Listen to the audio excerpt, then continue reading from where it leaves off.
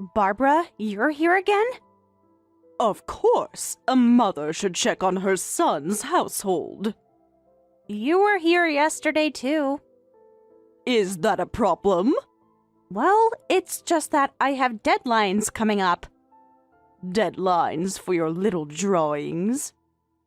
They're not little drawings. I have a contract with a major publisher. How much could that possibly pay? Enough to buy this house.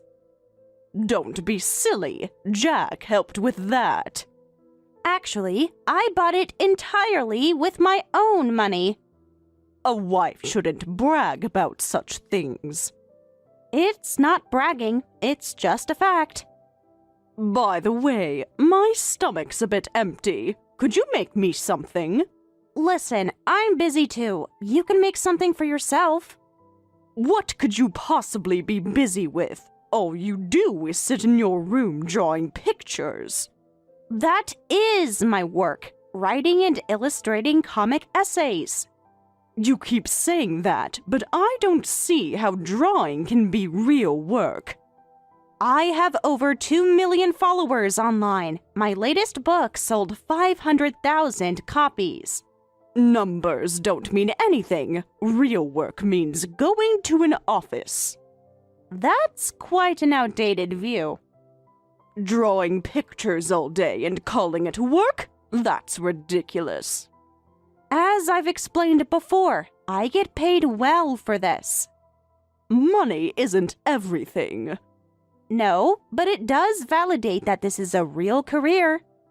That's beside the point. Real work is much more demanding than that. You really don't understand modern careers, do you? I understand plenty. I raised a successful son. Look at Jack. He works at a real estate company, sweating and struggling every day. Different jobs have different challenges. That's what working means. Creating content is also hard work. You sit in your air-conditioned room just drawing pictures and call that work? The air conditioning is necessary for my equipment. Such luxury! In my day, we managed without it. Times have changed, Barbara. Don't you feel any shame towards Jack? Why should I feel shame for being successful? A wife shouldn't overshadow her husband. What's with these outdated values? Values don't become outdated.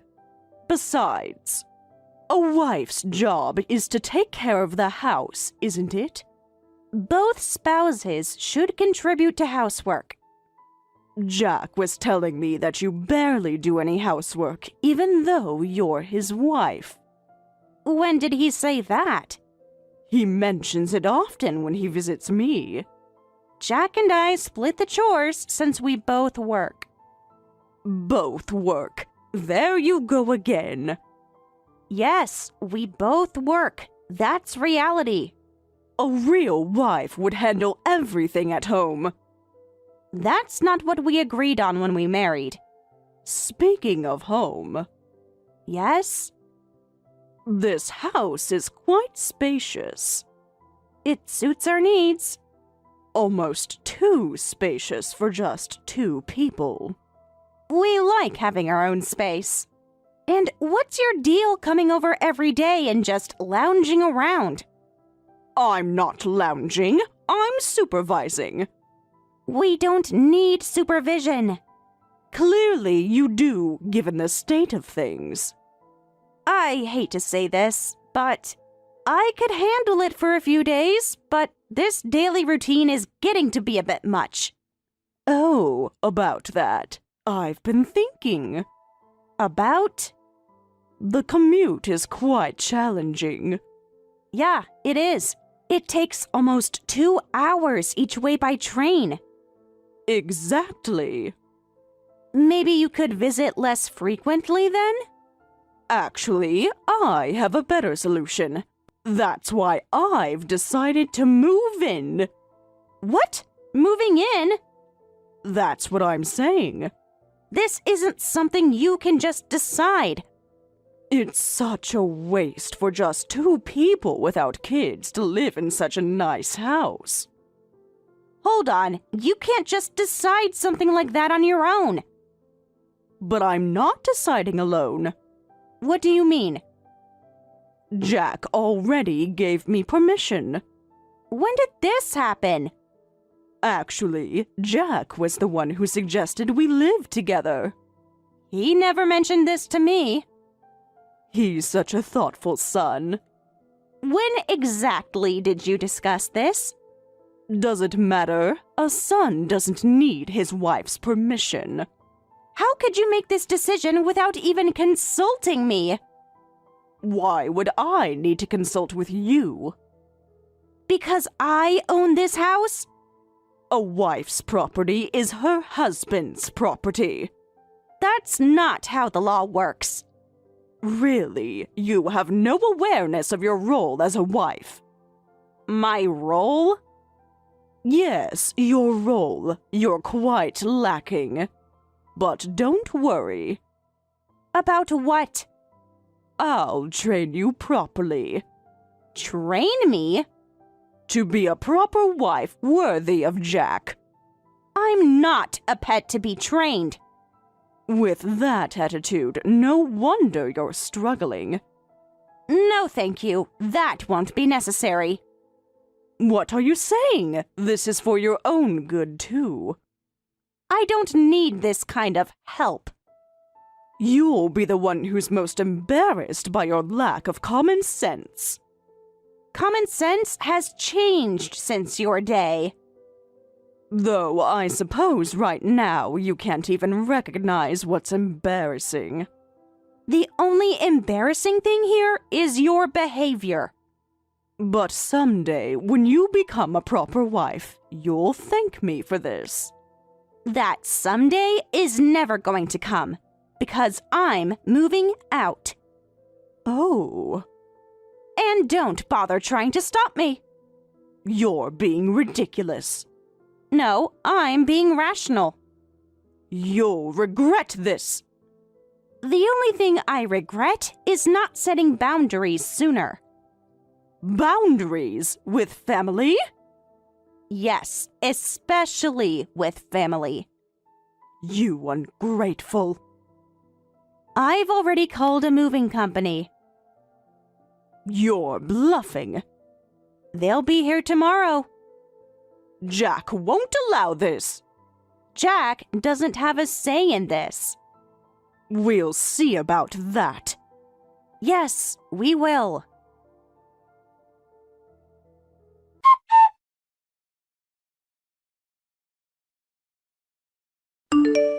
Sarah, What do you want?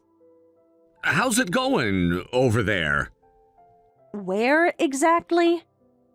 With Mom, of course. Oh, now you remember your mother is here. You know how strong-willed you can be, so I was worried you might be fighting. Strong-willed? That's interesting coming from you. What do you mean? You know exactly what I mean. Let's not argue.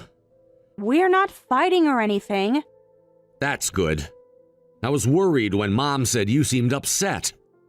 Just to confirm, you're the one who invited her to our house, right? Yeah, but... But what? I wasn't told anything about this. Really? Were we not supposed to tell you? We? So you did plan this together. My bad, my bad. Stop playing dumb. I've just been so busy lately. Too busy to tell your wife about someone moving in? I'm in Kagoshima now. Are you really? Before that was Akita, and before that Osaka. That's a lot of traveling for someone who rarely left the office before. Yeah, all these business trips are getting exhausting. Must be exhausting lying so much. What? Nothing. Continue. But hey, at least it means they value me at work. Value you enough for 3 business trips in 2 weeks? The real estate market's booming. I don't believe you just forget to mention something this important. What can I do? You could start by being honest. Mom's getting old, and it's sad to leave her in that old house in the countryside. That's not what I'm talking about right now. I'm pointing out that you made this decision without consulting me. But it's good, right? What's good about it? It seems like you two are getting along without fighting. Could you stop trying to change the subject? I'm not changing the subject. It's really irritating, seriously. Oh, sorry about that. My bad. You're bad? That's all you have to say? What else should I say? Oh, right. What now? What souvenir would you like from Kagoshima? Are you serious right now? They have great sweet potatoes. Don't need any. Come on, don't be like that. Like what? Upset that my husband lied to me? I didn't lie. No. What would you call it then? I just forgot to mention it. For weeks? Don't be like that. Like what exactly? So cold. Cold? You think I'm being cold? I'll be back next week. Don't bother. What? I won't be at home by then. What do you mean? Because I've moved out. Wait, what? I've left. You can't just leave. Watch me. This isn't like you. Maybe you don't know me as well as you think. And I'm divorcing you. What? You heard me. Over this? Just because of Mom? You really think that's the only reason? We can work this out. No, we can't. At least let's talk about this. We're talking right now. In person. I have nothing more to say to you. You're being unreasonable. Am I? Or are you just facing the consequences of your actions? What actions? What did I do that's so terrible? If you have to ask, that's part of the problem. Don't do this. It's already done. What about us? There is no us anymore. All our years together. Mean nothing when there's no trust. I can explain everything. Too late for that. You're making a mistake. No, marrying you was a mistake. I'm fixing it now. You don't mean that. I do, and I've already contacted a lawyer. A lawyer? Already? Unlike you, I plan things properly. This is insane! No, what's insane is thinking you could manipulate me like this. I never manipulated you! Really? Then why didn't you tell me about your mother moving in? Exactly. Give me another chance. You've had plenty of chances. What will people think? That's what you're worried about? Our families! Stop. Just stop. Then at least tell me where you are. No. I have a right to know. You have no rights here anymore. This isn't over. Yes, it is.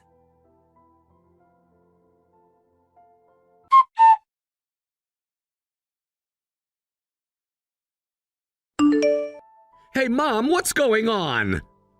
What do you mean? Sarah's moved out? Oh, yes, that wife of yours is quite dramatic. What happened exactly? I really don't know what that wife of yours is thinking. Did you say something to her? Me? I was nothing but helpful. Mom! I simply tried to guide her. Guide her how? To be a proper wife. What does that mean? Someone has to teach her proper values. How did she react? Like a child throwing a tantrum. Oh, this is bad. Don't worry so much. How did this happen? She's being ridiculous, that's all. But why did she leave so suddenly? Just leave her be. You're not taking this seriously enough. She'll come crawling back soon enough. No, this feels serious. She even said she wants a divorce. Let her try living alone. Mom, you don't understand. Ugh, is she stupid? This isn't about being stupid. How does she think she'll survive on her own? Actually, she needs you more than you need her. that's not exactly true. If she wants a divorce, then fine. You deserve someone much better anyway. What are you saying? How are you going to survive?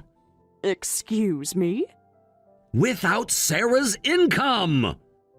Huh? What are you talking about? The house! Everything! Just because that useless wife who couldn't even do housework properly left, doesn't mean it'll affect our lives. If anything, it's a relief. Sarah made more money than me. What? That can't be true. It is a lot more. But how? She even bought that house. The house we're in now? Yes! But you said... Wait, what you're saying is completely different from before. I know. That woman spent all day at home. Creating content that earns millions. Just drawing pictures and playing around, yet acts so high and mighty. That's what you complained about. Well... It's annoying that she makes more than me just drawing pictures. I understand that feeling. A wife shouldn't earn more than her husband. That's not the point right now. But you never mentioned she earned more than you.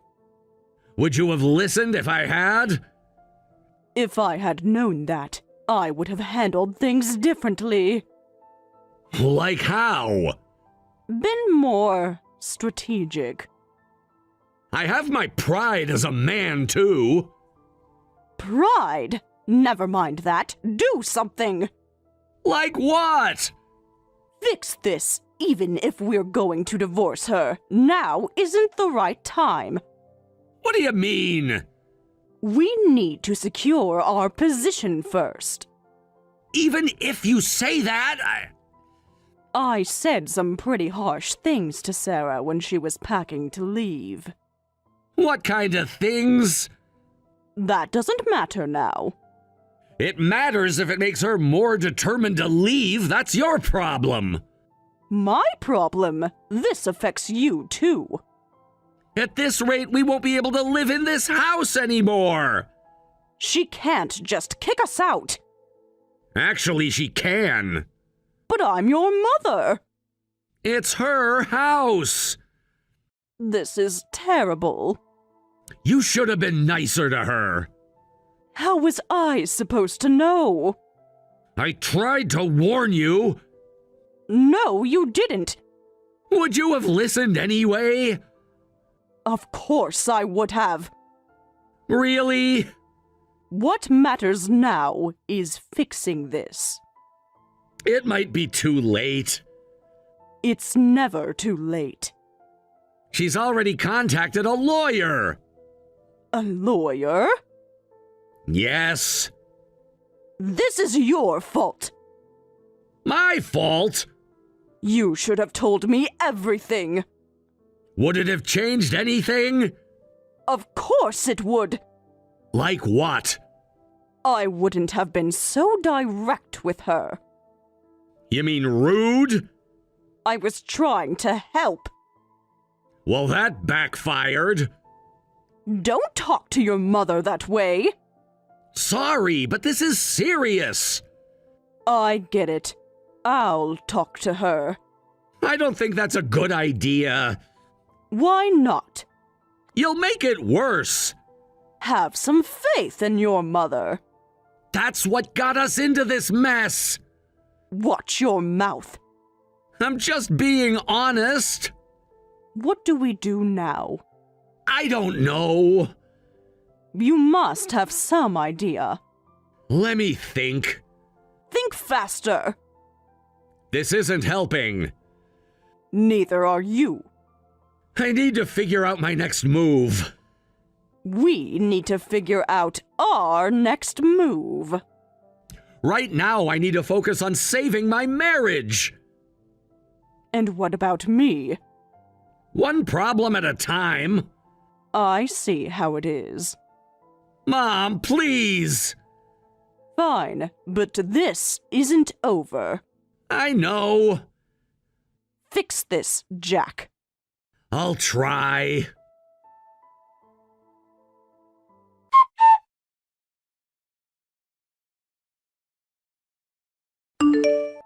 Sarah, What is it? we need to talk. About? When are you coming back? Excuse me? That's not my house anymore, so you need to leave too. What do you mean? I'm putting it up for sale soon. Wait, you can't do that. Actually, I can. It's my property. But this is our home now. No, it's my house that you invaded. It would be such a waste to sell such a lovely house. That's not your concern. It's your love nest with Jack, isn't it? Don't be ridiculous. How could you give it up so easily? Please don't say gross things like love nest. I already told you I'm divorcing him. What are you talking about? Which part is unclear? Getting divorced over something this trivial? Are you crazy? This isn't trivial. Just because I decided without asking you? No, that's not all. I went through much worse. That's your problem, not mine. What do you mean? This was just the last straw. There are other reasons. Huh? What do you mean? You're not that naive. I don't understand what you're implying. Anyway, please leave soon. No. Why not? You have a nice house in the countryside. What nice house? That old dump? That's a terrible way to talk about it. Don't you have any attachment to it? Of course not. It was my husband's family home. And? If you knew how I was treated in that house. Tell me. My husband and father-in-law were nice, but my mother-in-law was horrible. How so? She criticized everything I did. Nothing was ever good enough. I finally thought it was my turn. But why? I see. Because you were treated badly by your mother-in-law, you thought you'd do the same to your daughter-in-law. You don't understand. I understand perfectly. If you understand that, then come back home. No way. Why should I be your stress relief? That's not what this is. Really? Then what is it? Ugh.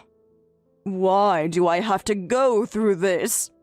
It's because of your ugly personality, thinking you can put others through the same pain you experienced. What did you say? I visited that countryside house a few times, and I actually think it's quite nice. Nice? It's falling apart. It has character. Then why don't you live there? Can I? Huh? I'm serious. You want to live in that old house? Why not? It's peaceful there. Of course. I'd even like to buy it. Buy it? If you sell it, you can keep living in this house. Really? You do that? For the right price. I'll sell that house for whatever price. Is that so? Then let's make the contract right away. I'll handle all the detailed procedures. You seem very eager. I like efficient transactions. But maybe we should check with Jack. He seems super busy with work lately, but we should probably... Yes. This is too important for me to decide alone. Right. They say wisdom comes with age. It might look cooler to solve problems without telling anyone, and you might get more respect that way. But we should probably consult Jack. That's... Okay, I'll check with Jack then. Wait! Never mind. Huh? Why not? This isn't important enough to bother Jack with. Are you sure? Yes. But it's a family home. I can make my own decisions. If you say so. Then shall we proceed? Yes, let's do it quickly. Before Jack comes back from his trip. How much will you pay? How much do you want? Make me an offer. $80,000. That's... Too low? No, that's fine. Are you sure?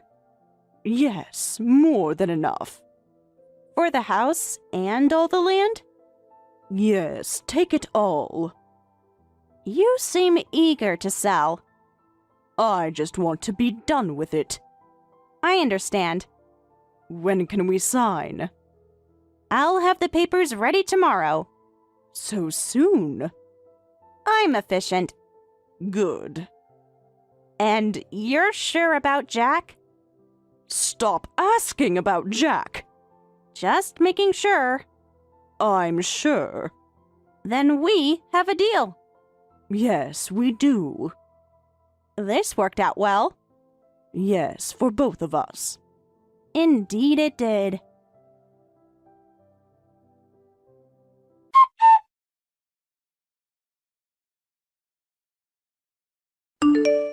Thank you for inviting me to dinner. Of course, Mom. It was nice to get out. You seem to enjoy yourself. And really, Mika is such a wonderful girl. I'm glad you think so. So different from Sarah. Pretty different from her, right? Like night and day. I think so too. She's obedient, and I think we'll do well together. She knows her place. And respects tradition. Such a proper young lady. She knows how to respect her boyfriend and is so kind to me, his mother. That's important to me. A girl should respect her elders. Mika understands that. So when are you two getting married? About that. Too soon to ask? No, we've discussed it. Oh, I'm not trying to rush you. I know, Mom. But you know, I'm getting older, and I'd like to see my grandchildren. You will. Really? Of course, I want to give you grandchildren to make you happy. Such a good son. My first marriage was a mistake. We all make mistakes. And Mika and I have been talking about marriage. Oh, is that right? That's wonderful. She really wants to settle down. A traditional girl. Exactly what I need. When's the wedding? Soon, hopefully. How soon? Actually, that's what I wanted to talk about. Oh? So I have a favor to ask. Anything for you, dear. Could you transfer the family home to me? The family home? Yes. Why? Actually, Mika's hobby is gardening. Is it? She dreams of having a big yard in the countryside.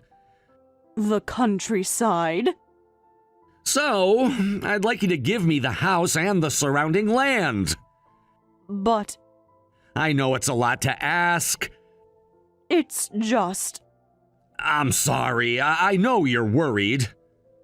well, We'll take care of you for life. you will? Of course! So, like, as a living inheritance. No, that's not what I mean. What's wrong? I actually didn't tell you, but I already sold that house. What? Sold it? Yes, To who? to your ex-wife. What? Sarah bought it. I didn't hear about this. Well, it wasn't really worth mentioning. When did this happen? Last week, Why didn't you tell me? you were busy with work. How much did you sell it for? $80,000. 80,000? Yes, Including all the surrounding land? including everything. Surprising that such an old house in the countryside sold for that much, right? That's just how good I am at negotiating. Are you kidding me? What's wrong? You sold it for that pittance? Huh? What do you mean? Pittance? What are you talking about? Since when is $80,000 a pittance? You idiot! Jack! That land is going to skyrocket in value! What? Skyrocket? They're planning to develop that area into a resort! A resort?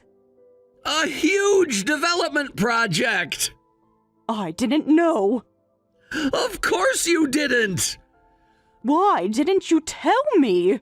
I was trying to! When? That's why I wanted the property! But you never said. I was working up to it! How was I supposed to know? By not being so hasty! But Sarah offered. Sarah knew! What? She knew about the development! How? She must have found out somehow! Is that why she wanted it?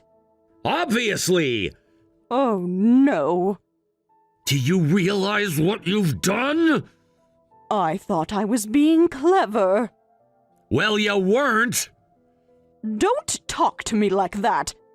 You've ruined everything! I didn't know. We could have been rich! How rich? If we'd waited, we could have sold it for at least $1 million! Million? Yes! Oh God. And you sold it for nothing! I can fix this. How? I'll talk to Sarah. She won't listen! But I can try. It's too late! There must be something. You've ruined us both! I'm sorry. What can I do? Nothing, it's done. Just leave me alone. Please. I need time to think.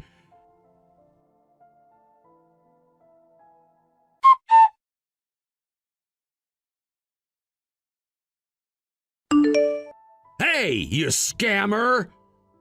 Excuse me? You know exactly what I'm talking about. What are you talking about? Don't play dumb. You tricked my mother and stole our family home. Is that what you think happened? Acting like some kind of con artist. When did I ever trick anyone? You manipulated my mother. I just bought it fair and square. And actually, for more than it was worth. Don't give me that crap. You even manipulated her so she wouldn't consult with me. Actually, I encouraged her to talk to you. Liar! It's the opposite. I specifically told her to check with you. I saw the text messages. No mother with her pride would consult anyone after being told wisdom comes with age. You're really going too far here. You calculated all of that. You seem upset. Of course I'm upset. Why exactly? Because I outsmarted you? What? Stop playing innocent. What exactly are you mad about? Give it back. Give what back? My land. Like I said, I bought it through proper channels. Then sell it to me for the same price. Why would I do that? Because it's our family property. Funny how you only care now. No, this is ridiculous. Why would you do something like this? Like you don't know exactly why. Just having your mom move in without asking wasn't bad enough? You really went too far with all this. Are you serious? What do you mean? You really think I'm that stupid? Did you think I wouldn't notice you were having an affair? How did you? You suddenly have all these business trips when you've never traveled for work before? I brought you souvenirs and everything. From the airport gift shop? They were authentic. It's really infuriating that you thought such basic deception would work on me. You can buy that stuff online anywhere these days. You knew all along? I hired a private investigator who found everything. You what? Did you enjoy your time at the Sky Hotel? You had me followed? You were practically living at your girlfriend's place. That's not all. You found out the area around your family home was going to be developed into a resort. How did you... You told your girlfriend you'd be a millionaire in a few years. She must be quite gullible to fall for that. You don't know anything! I know everything. That's why you invited your mom to our house. What are you talking about? Get her away from the family home, then you could sell it too. But too bad for you. All your plans fell through. Just because you can do something doesn't mean you should. That's rich coming from you. What exactly did I do wrong? This is ridiculous. I'm definitely taking you to court over this. Be my guest. I'll be suing you too. Huh? What for? Damages for the affair, obviously. I'll be suing your girlfriend too. You can't do that. Watch me. Why now? You've known about this for a while, right? I can file whenever I want. I've been busy with work lately. Besides, this seemed like the perfect timing to make it hurt the most. You're evil. No, I'm smart. This isn't over! Actually, it is.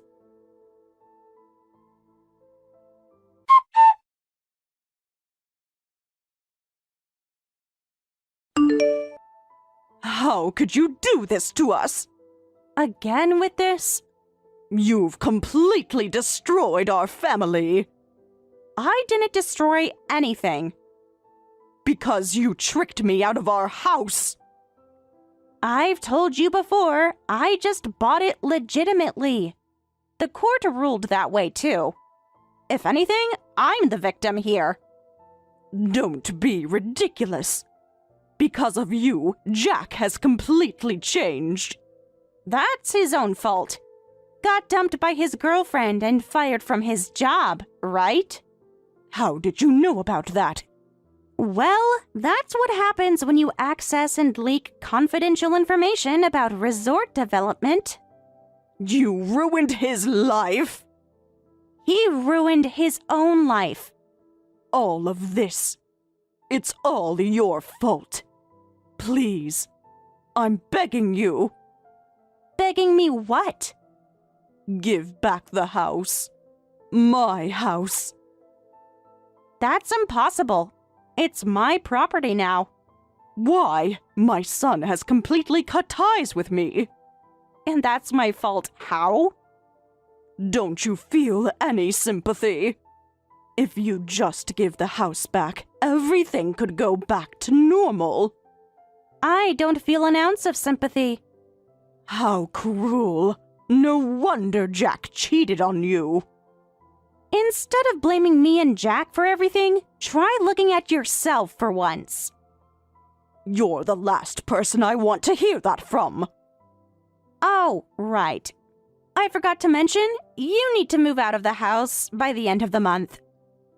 Why? Wasn't the agreement that I could keep living there? It's even written in the contract. Yes, but that contract also states that I can demand you move out if circumstances make it necessary. And they do. Didn't you read the contract properly? You never intended to let me stay from the beginning, did you? Did you think I'd let you keep living there after you trashed the place? This is horrible. Treating someone's home so carelessly. That's irrelevant. I rented the house to you. So you're responsible for maintaining it. Wait. My only son has disowned me, and now I'm being kicked out of this house too. Actions have consequences. How am I supposed to live? I've already spent most of the money from selling the country house. Just so you know, I'll be billing you for the repairs. What repairs?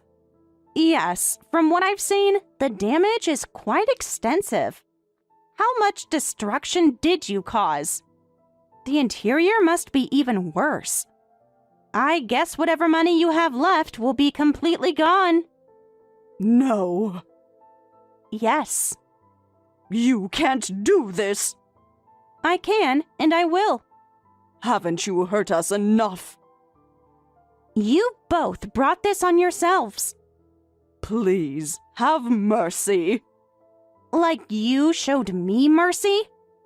I was wrong. Too late for that.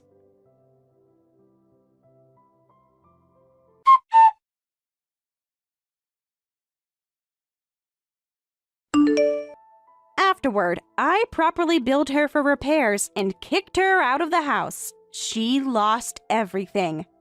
Her only son disowned her, her money was gone, and she had nowhere to live. All as she approached 60, Jack ended up in a similar situation.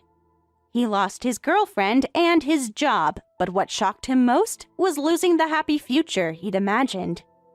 Of course it hurt. He'd been dreaming of making millions without lifting a finger. The irony is, if he hadn't been so greedy, that future might have actually happened. The mother and son remained estranged, each living in lonely poverty.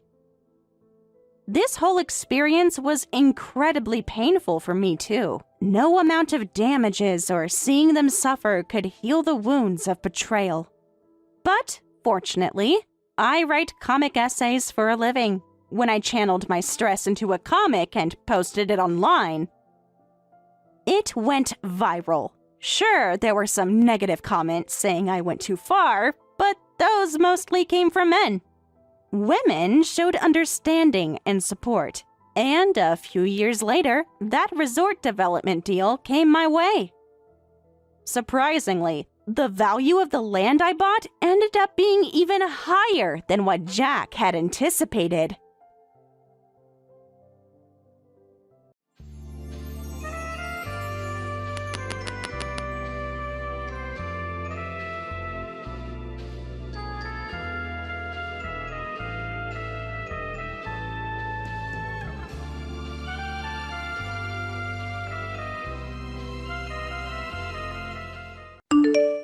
Sean, I noticed you haven't responded to my email from this morning.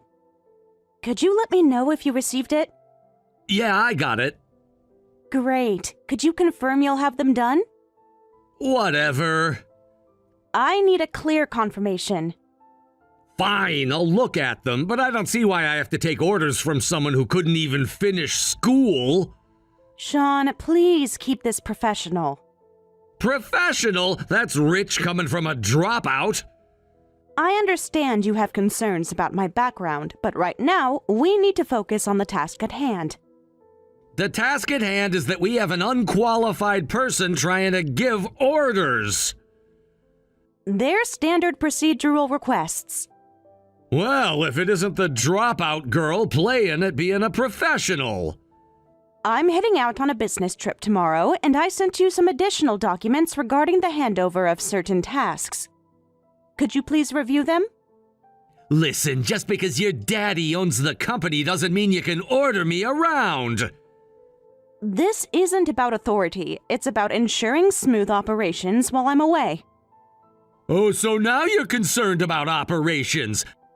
How about being concerned with actually qualifying for your position first? Yes, I dropped out of high school, and I'm younger than you. But I'm still your senior here. That kind of language isn't appropriate. Oh, so Miss Elite Education is giving me orders now? Here we go again, the entitled princess giving commands. I'm just trying to coordinate our work effectively. You know what would be effective? Having someone qualified in charge. I understand you're frustrated, but we still have work to do. Seriously, there's no way a dropout should be working at a company this size. Everyone knows you only got in because of Daddy's connections. Must be nice having everything handed to ya. My position here doesn't change the fact that these documents need review. You chose to drop out, then got handed a cushy job at Daddy's company. My educational background doesn't affect the quality of my work. Oh, really? Then explain why you need me to review everything you do. That's standard procedure for all projects, regardless of who handles them. But unlike you, I actually went to college and know what I'm doing. College isn't the only measure of capability, Sean. Says the dropout who got everything handed to her. Can we please focus on the work that needs to be done? We don't respect social misfits who couldn't even handle school. I understand. Well, I've asked you to review those documents, so I'll leave you to it. Of course you would. That's what privileged people do when they can't handle reality. The documents need to be reviewed by tomorrow morning. And what if I don't? Going to run to Daddy? No, I'll document that you refuse to complete your assigned tasks. Oh, now you're threatening me! It's standard procedure. Standard procedure? You wouldn't know standard procedure if it hit you in the face! Regardless of your opinion of me, these tasks need to be completed. And I need competent leadership, but here we are. I'll send you a reminder email about the documents. Oh, great, more paperwork from the princess. This isn't personal, it's just work. Everything's personal when it comes to nepotism. The clients are counting on us to deliver. No, they're counting on qualified people to deliver. This is my last message on this topic. Please review the documents by tomorrow morning. Or what? You're gonna fire me? I'm forwarding you the email again with the deadline clearly marked. Because I totally missed it the first time, right? The deadline isn't negotiable. The client needs these documents. And the company needs qualified people, not dropouts. I've noted your objections. Noted my objections, how professional of you. Did Daddy teach you that phrase? I'm ending this conversation now. Please focus on the task. Yeah, run away. It's what you're good at. The priority is completing the work. The priority should be having qualified people in charge. Good night, Sean. I expect those documents to be reviewed by morning. Whatever helps you sleep at night, princess. I'll check the documents first thing tomorrow before my trip. Rich coming from someone who couldn't finish school. This is standard quality control. Quality control from you? The irony of questioning my competence while refusing to do your job isn't lost on me. Just leave me alone and let me do my work. That's what I've been trying to do this entire time. Fine, but don't expect me to respect your authority. I don't need your respect. Whatever, just go on your precious business trip. Thank you for finally acknowledging the task. Don't push it, dropout. Good night, Sean.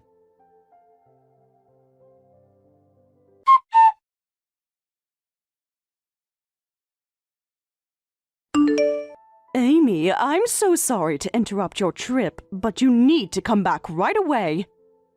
Huh? Rachel? What's wrong? Is there some kind of problem?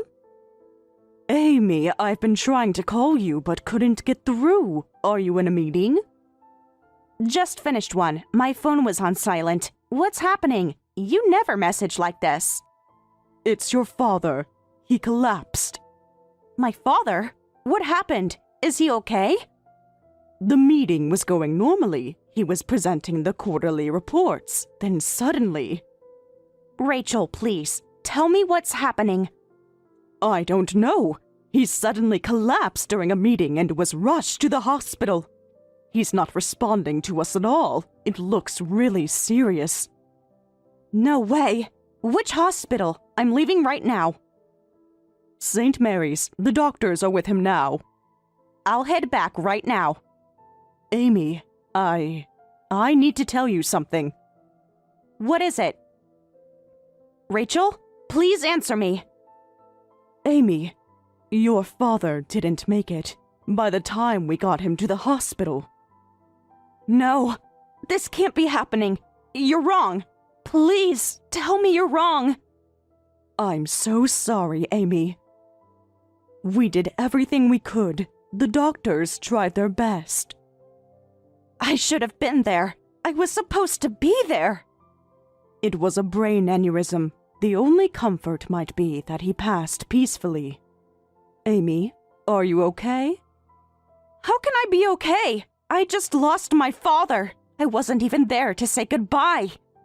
He was talking about you this morning, about how proud he was of your progress at work. Stop. Please stop. I can't handle this. Rachel, as you know, I don't have a mother. Dad was my only family.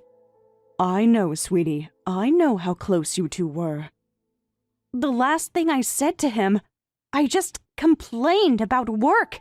I didn't even say I loved him. He knew, Amy. He always knew. Your father was always so proud of you. Even when we first started the company, during our busiest times, he always kept your photo on his desk, saying he had to work hard for his daughter. He did? Every single day, that photo never left his desk. Even during meetings, he'd glance at it. It gave him strength. I didn't know. There's so much about your father's love for you. He built this company while taking care of all his employees. He wanted to be a father you could be proud of. I was always proud of him. So proud. I just wish I had told him more often. He talked about you constantly. every achievement, every milestone. He's celebrated them all. I know Dad loved both the company and me deeply. That's why he hired me even though I dropped out. I was so happy about that, and I thought I'd get to keep watching him work. But now, what am I supposed to do? Amy, there's something else. Something your father told me last month. What? Before he passed, your father said he wanted you to take over the company if anything happened to him. Me? That's impossible. I can't. I'm not ready. He said it was what he could do as your father. But I've only just started learning about Dad's work. Being CEO is... It's what he wanted, Amy. He believed in you. But why me? There are so many more qualified people. Because he saw something in you, something special. I'll support you. He entrusted you to me in case anything happened. I don't know if I can do this. I'm scared, Rachel. Of course you are. Of course, no one's perfect from the start. There might be resistance and complaints. They'll hate me. They already think I'm just the boss's daughter. But you love this company just like your father did. You'll be fine. At least that's what I believe, having watched you all this time. You've been watching me? I've seen how hard you work, how much you care about the company, just like your father did. Rachel, thank you. Honestly, it doesn't feel real being CEO yet. But I'm going to protect the company Dad left behind. That's what I can do as his daughter. You won't be alone. I promised your father I'd help you, and I keep my promises. When's the funeral? We'll handle everything. You just focus on grieving. No, Dad would want me to be strong, to take care of things. You are strong, Amy. You're your father's daughter. Yes, I am, and I'll make him proud. You already have, Amy.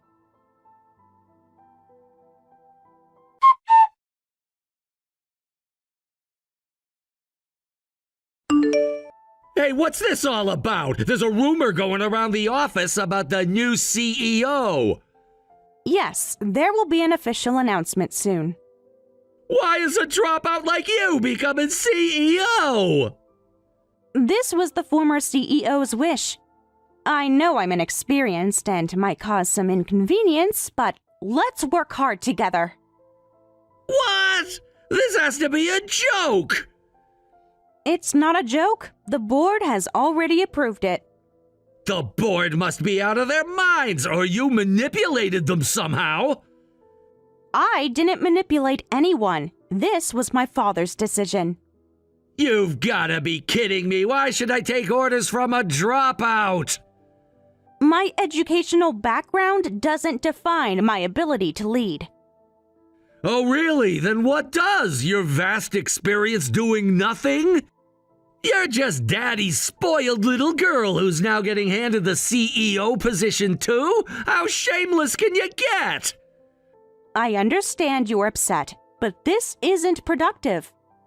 Productive? You want to talk about productivity? How about we talk about your productivity level? I'm willing to discuss any concerns about my leadership professionally. Professional? Look, nobody's gonna take orders from a dropout, don't you get it? Whether you like it or not, this is happening. That's why you're a dropout. Sure, Daddy loved his little princess, but putting a dropout in charge of the company? That's just stupid! That's enough. Stop insulting my father. Oh, now you're getting defensive after what you've done to this company? I haven't done anything to this company. Exactly, you've done nothing. You're the one who insulted us first. How have I insulted anyone? By existing in a position you don't deserve. Who'd want to work under someone less capable than them? capability isn't measured by degrees alone. No, it's measured by daddy's love, apparently. Being a CEO's daughter is one thing, but a dropout taking over? No employee will accept that. You don't speak for all employees. We're all quitting and finding new jobs. All of you? Everyone with any self-respect. Everyone's quitting? Oh no. Check the company chat. I just sent a company-wide message about you becoming CEO. And wow, the negative responses are pouring in. You had no right to do that. I had every right to warn my colleagues. Everyone knows how incompetent you are. That's your opinion, not a fact.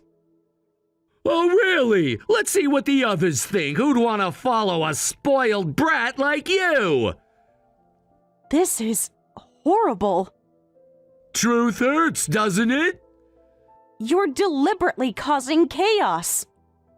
No, you caused this by accepting a position you don't deserve. The position was given to me legitimately. Legitimately? Is that what you call nepotism now? You're twisting everything. I'm revealing everything, and guess what? People agree with me. This isn't about agreement. It's about respecting the company's decision. The company? You mean your father's last mistake? Don't you dare. What? Speak the truth? This is reality. Reality is that I'm now CEO. Reality is that nobody respects you. Reality is that we're all leaving. You can't force others to quit. I don't need to force anyone. This isn't the way to handle disagreements. This isn't a disagreement. This is a rebellion against incompetent leadership. You're being unprofessional. Says the dropout CEO. How's that for a professional? Is there anything I can say to make you reconsider? Yeah, resign. It's what any decent person would do. I won't resign.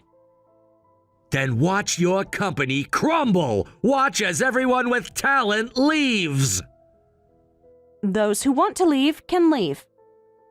Oh, we will, and we'll make sure everyone knows why. You're burning bridges. You're destroying the company, so I guess we're even. I haven't done anything to destroy the company.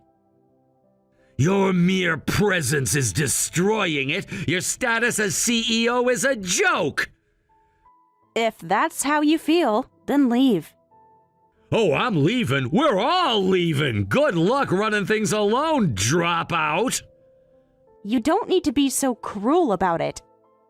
Cruel? This is business, something you know nothing about. I know more than you think. Sure you do, princess. Is there anything else you need to say? Just watch your little empire crumble. Watch as everyone with actual qualifications walks out. You've made your point. No, you'll see my point when you're sitting alone in that office, when there's no one left to order around. We'll manage without you. Good luck with that. You'll need it. Goodbye, Sean.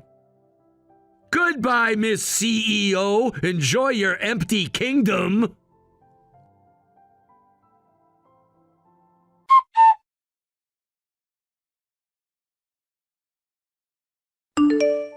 What should I do? Rachel, literally everyone quit. At this rate, the company will go under.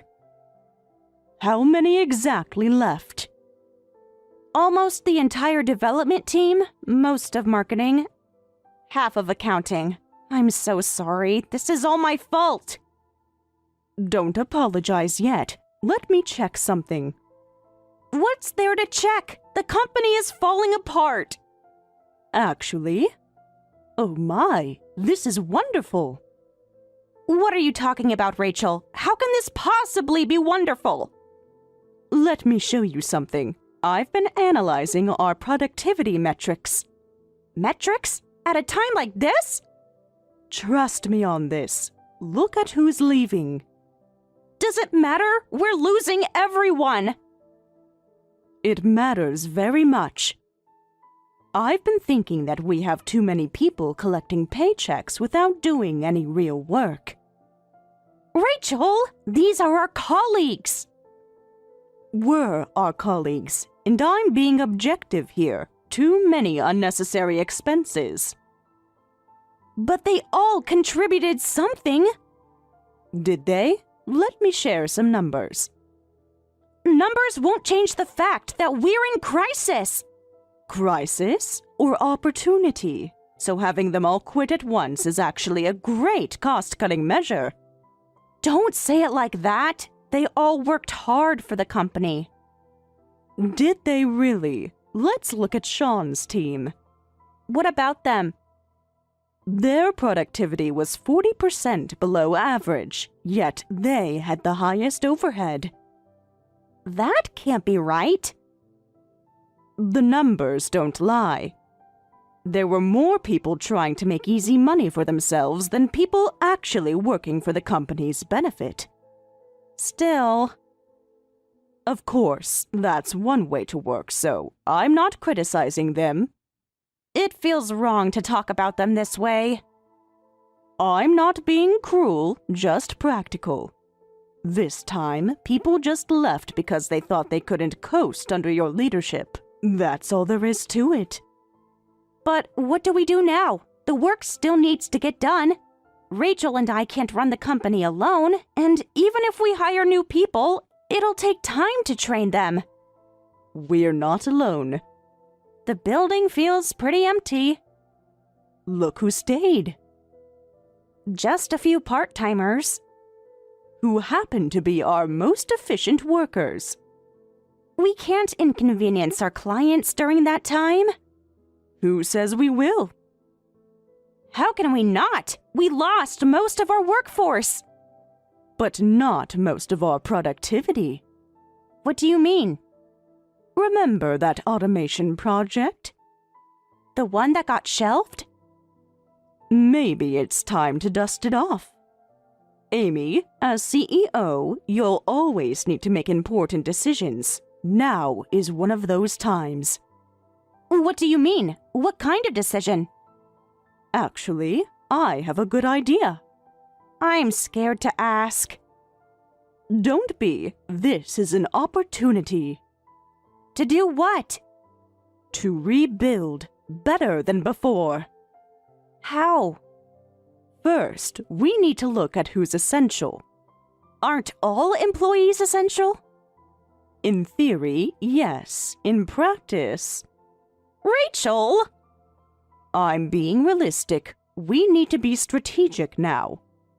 Strategic how? Let's start with the departments. What about them? Which ones are actually understaffed now? All of them! Are they, though? Look at the workload. I am looking. It's overwhelming. Is it? Or does it just look that way? What do you mean? Remember how much time we spent in meetings? Too much, probably. Exactly. Now we can actually work. But the clients? We'll get better service with fewer bottlenecks. I don't understand. You will. Watch our productivity this week. You really think this could work? I know it will. Trust me. I've been here since the beginning. That's true. And I've seen every crisis. This isn't our first. Won't be our last. But it feels different. Every crisis feels different until you solve it. How do we solve this one? By being smart, strategic, selective. About? Everything. Hiring, projects, resources. It sounds risky. Leadership is risky. I wish Dad was here. He is. In every decision you make, he prepared you for this. Did he? More than you know. Watch what happens this week. And if it goes wrong? Then we adjust. That's what leaders do. I'm not sure I'm ready. You are. Thank you, Rachel. For what? For believing in me. Your father believed in you first. I'm just following his lead. We'll make this work. Yes, we will.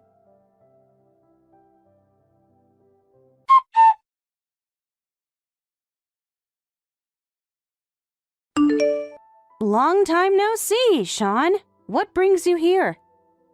Don't play dumb. My new job's biggest client turned out to be your company. How are you still in business? Did you need something specific? How are you not bankrupt when everyone quits? You must be doing something illegal. I'm reporting you to the police. Oh, reporting us won't accomplish anything. Besides, we don't really need your company's business to stay afloat. What did you say? Are you threatening me? Not at all. Just stating facts. What would you know about facts? The company's different from when you were here. We've gone global now, doing business with companies worldwide, including Japan. What? You expect me to believe that? Why would I lie? Because you're desperate. Actually, we're doing quite well. That's impossible. Everyone who could speak Japanese quit. There's no one left who could handle international business. I handle the global division myself. What? You think I'm joking? Of course you're joking. You can barely handle English. Would you like to continue this conversation in Japanese? What? Or perhaps French, Chinese, Korean? Stop messing around. Hongugo de washileo. What are you saying? Voulez-vous que nous parlions en français? This is some kind of trick. You're using some kind of translation app. A joke? Ah, you're right. I should clarify. We recently hired some new staff, so I'm not alone anymore. And we're training people. Stop with these lame jokes. A dropout can't do that kind of work. About that.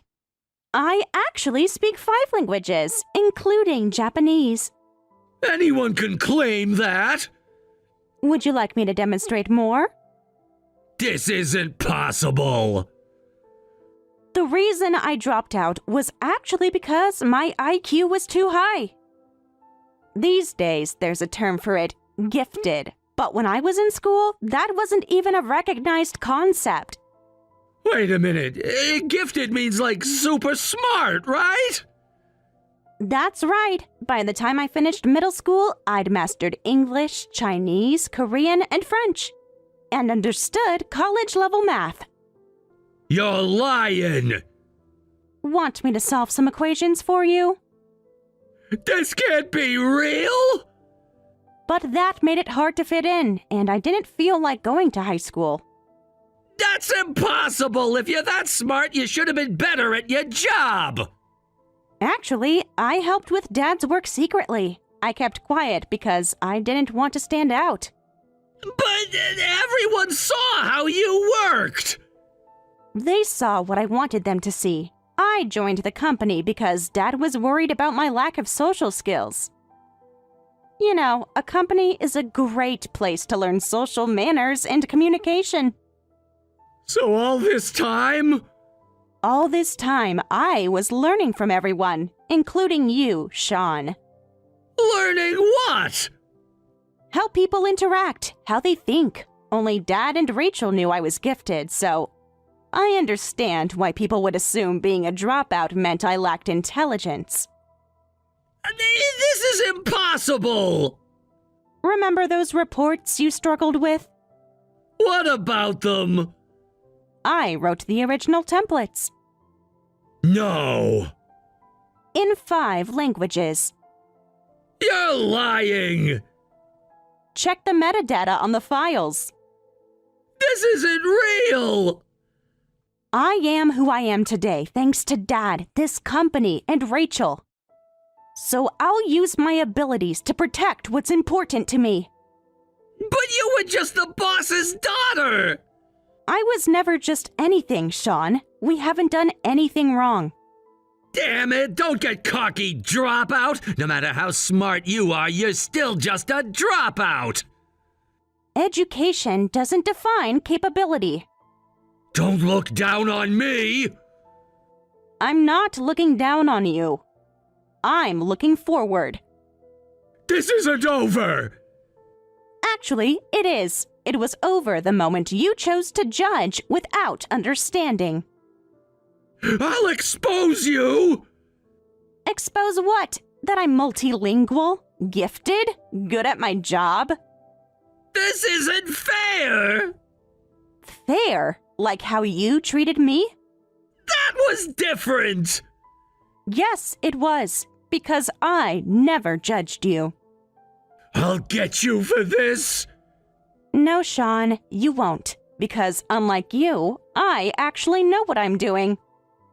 We'll see about that. Yes, we will. Goodbye, Sean. Don't play dumb. Your company's work is getting done way too fast. It's faster than when we were there. Is that a problem? There's no way such a small team could work this quickly. You must be cutting corners. We're not cutting any corners. Then explain how you're doing it. It's impossible. You can check the quality of our work yourself. I have. That's what's driving me crazy. Oh? The quality is even better than before. Though I understand your surprise, we have become quite efficient.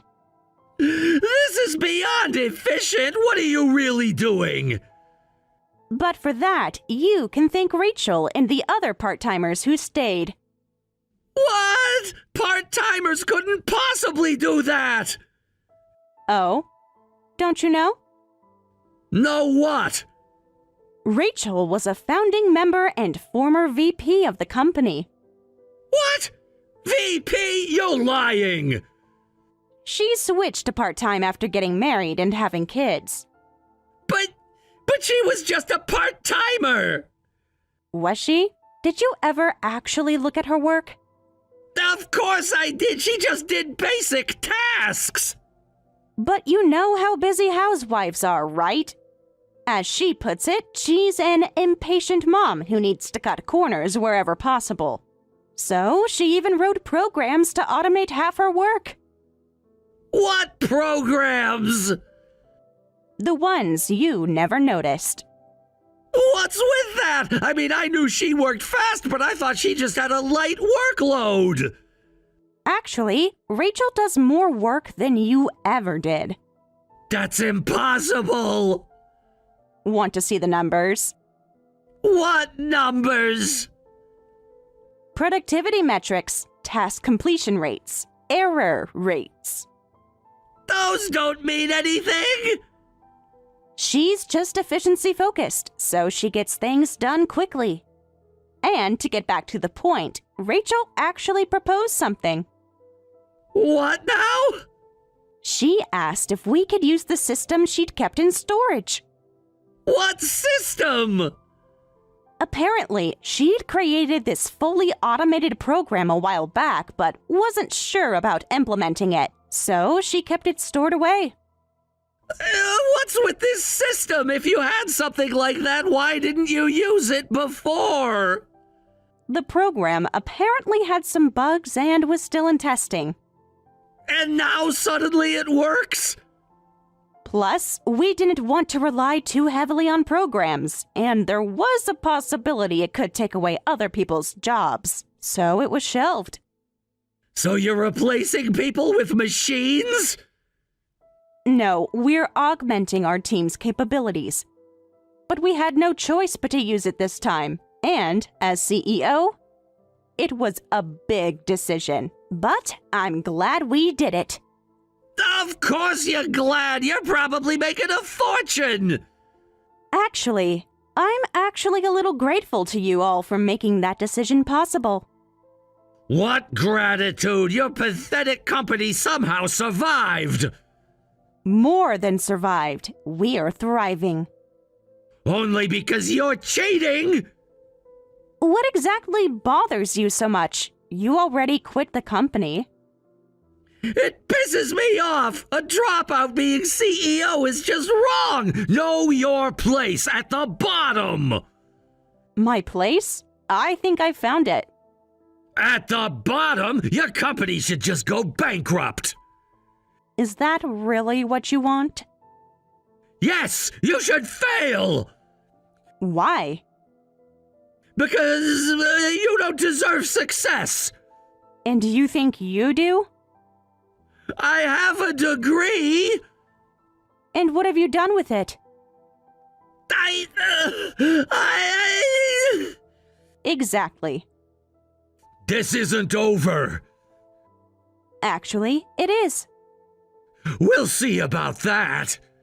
Yes, we will. I'll prove you're doing something illegal. Good luck with that. You think you're so smart? No, Sean, I just do my job. This isn't fair! Like how you treated me wasn't fair? That was different. Yes, it was, because I earned my position. You'll regret this! No, Sean, I won't. But you might. Damn it!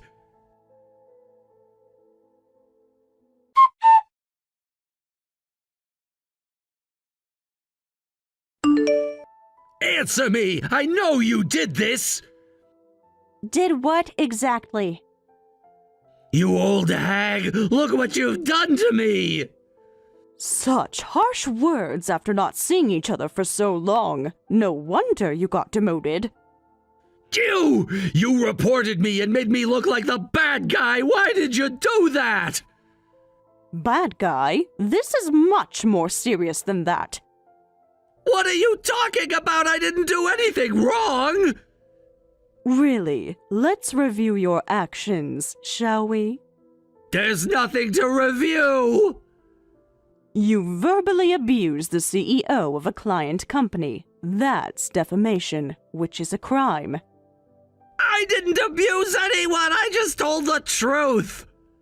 The truth? Like how you called her incompetent? She is incompetent! Really, the CEO is too dismissive of you. Even though you're just an incompetent employee who quit on their own. Incompetent? Are you talking about me? Yes, would you like to see your performance reviews? My performance was perfect! Poor performance, bad attitude. I had great reviews! From whom? From everyone! That's what people call incompetent. Stop saying that!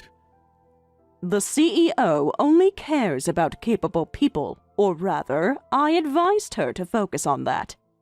What do you mean? I mean she was too kind to you. Kind? She ruined me! So she didn't even think.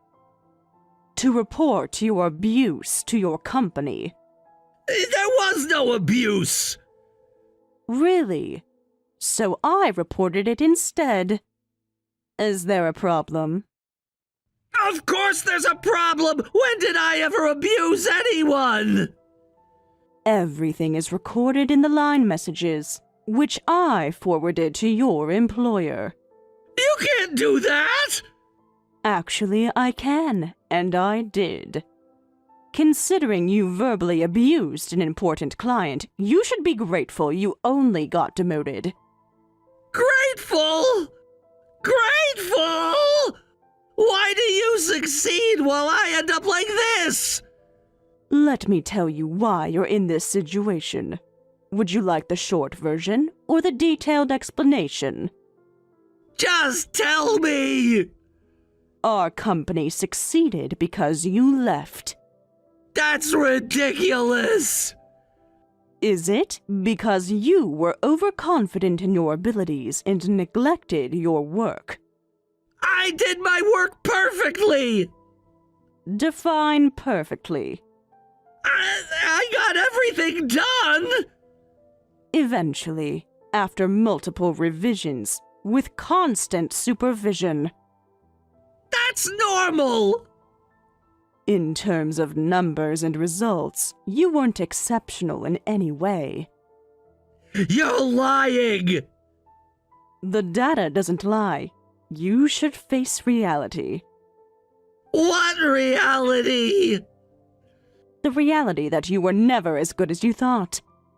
I was the best! The girl you mocked for being a dropout works harder than anyone, stays humble, and takes her job seriously. She just got lucky! Luck doesn't maintain a company's growth for months.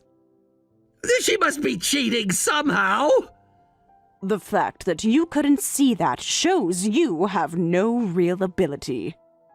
I have plenty of ability! Is that why you're facing another demotion? How did you... Word gets around. Amy, about that mid-career hiring post. Sean applied, but we're rejecting him, right? I heard he quit after not accepting his demotion, but... He applied here again? That's pretty bold. You can't reject me! Don't hire him. We don't need him. You need me! His communication skills were good, but he was terrible at everything else. Communication skills? Him? I was great at communication! Well, Sean was really well liked by the capable senior employees. That's why he got so cocky. I earned their respect! The seniors wanted to protect him, and he could at least communicate well with them. If he'd used that in his work, we might have considered hiring him. You should hire me! But he didn't. And we won't. You've gotten good at reading people. Yes. You think so? When you first joined the company, you were so distant and couldn't blend in with anyone. That was then. Now look at you, listening to each employee's complaints and trying to make improvements. This isn't fair! Life rarely is. I'll make you regret this! As your mentor, I couldn't be prouder of your growth. That's not... It's all thanks to you, Rachel. Stop ignoring me! Thank you so much. I am who I am today because of you. I'll sue you both! On what grounds? On... Exactly. This isn't over! Yes, Sean. It is.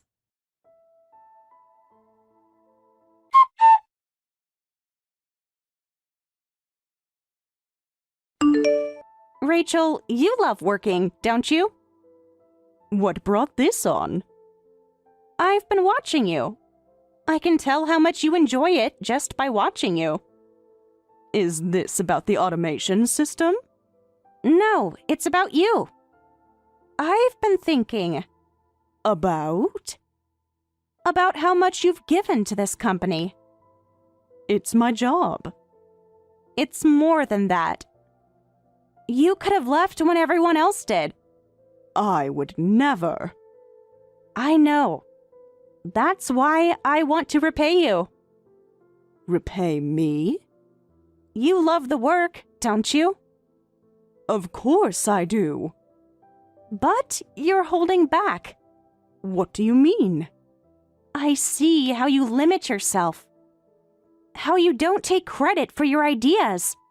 That's not true. It is, and it's because of me. Amy, no. Rachel, you love working, don't you? I can tell how much you enjoy it just by watching you. I do love it. So, I want to create a workplace where you can really show your abilities. You already have. Not enough. At headquarters, you're always holding back because of me. That's not true. It is. You're always protecting me, supporting me, putting me first. That's my job. No. It's time for you to shine too. What are you suggesting? That's why I want to open a branch office. A branch office? Yes. And I want you to manage it. A branch office? You finally made that decision. Your father always hesitated about that. Dad was cautious, but times have changed. And you want me to manage it? Who else? There are other qualified people. There's no one more qualified than you, Rachel. But what about headquarters? I can handle it now. Are you sure? Thanks to you. Would you consider it? It's a big responsibility. You've handled bigger things. This is different. I'm not sure. Of course, I want to fulfill as many of your wishes as possible. So just let me know what you want. What I want? Yes. This is your chance to build something your way. My way? Complete autonomy. Your own team. Your own vision. You'd trust me with that? I trust you with everything. But the board already approved it. What? I presented your track record, your innovations, your leadership potential. When did you do this? Last week. They were impressed. Really? Very. Especially with the automation system. But that was just revolutionary. Game-changing. They want to see what else you can do. I don't know what to say. Say yes. It's not that simple. You've earned this. Thank you. Don't mention it. You're my mentor, after all. Not anymore. Always. You've surpassed me. Never. I'm still learning from you. So, will you take it? The branch office. Yes. I think I will. Really? Yes. It's time. Time to stop hiding. Like I did? Like we both did. Then it's settled. It is. Welcome to your next chapter, Rachel. Our next chapter. Our next chapter.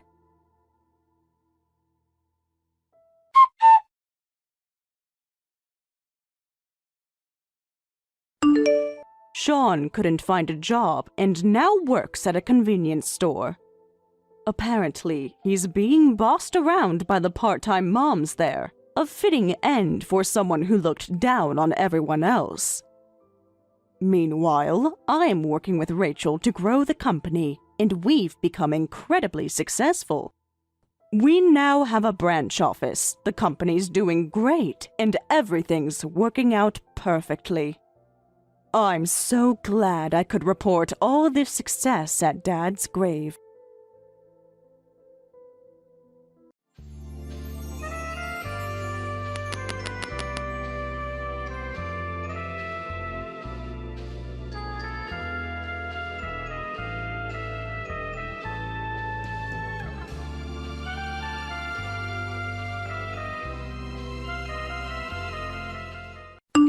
I can't do this with you anymore. I'm done with you.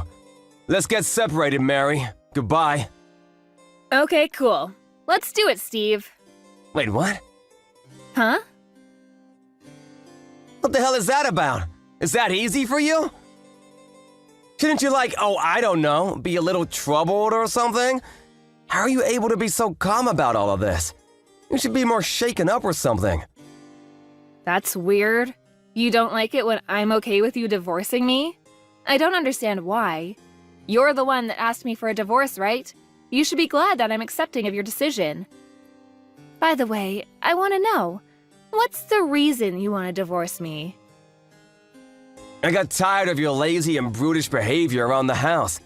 I'm done dealing with that kind of attitude. And frankly, don't even look at you like you're a woman anymore. You're just a troll. Get the hell out of my house! Get out of your house? You've got to be smoking something, right? Oh wait, you thought I was joking? Oh, that makes way more sense now. No, I'm dead serious, Mary. I'm gonna get a divorce from you, do you understand? Seriously, Steve? How stupid do you think I am? You really need to stop being so full of yourself. If you want to get a divorce, I will absolutely go forward with a divorce. Honestly, I really felt like this marriage was dead in the water anyway. You and I were just really not getting along anymore. There's no more spark. But I just wanted to hear your reason once, you know? I figured that there would be more to it than just, there's no more love anymore. You know how you've really become a fat whale recently? Wait, what? Yeah, if you compare yourself now to yourself a few years ago, you're like a baby elephant with how fat you are now. And you stop doing any of the chores around the house, you just do nothing. You're literally doing nothing as a housewife now. You serve no purpose around me, you know what I mean? And somehow you sit here pretending like you're all that. You really have a lot of attitude, huh? How about you act more like a lady and start making your husband look better for you, huh? Make his life a little easier. Hey, I have a better idea. How about I pick apart your argument piece by piece, huh? What are you talking about, piece by piece? The only reason that I gained weight was because of my treatment from being sick last year. It's literally a side effect of my steroids. I know I'm fatter, and I don't like the way I look either, but I'm slowly starting to gain my old body back, so I'm not too worried about it. I'll be back to my old self in no time. The doctors also already told me that I should be back to my regular weight within the year. They're not too worried about it either, so I really shouldn't be worried about it either. I don't know about that. We'll see. I'm pretty sure you're just making up excuses for getting fatter anyway. You probably got fatter because of your own lifestyle, right? Dude, don't get started with me. You're pretty round around the edges yourself. Hey, you can't say that to me. I'm a man. It can't be helped.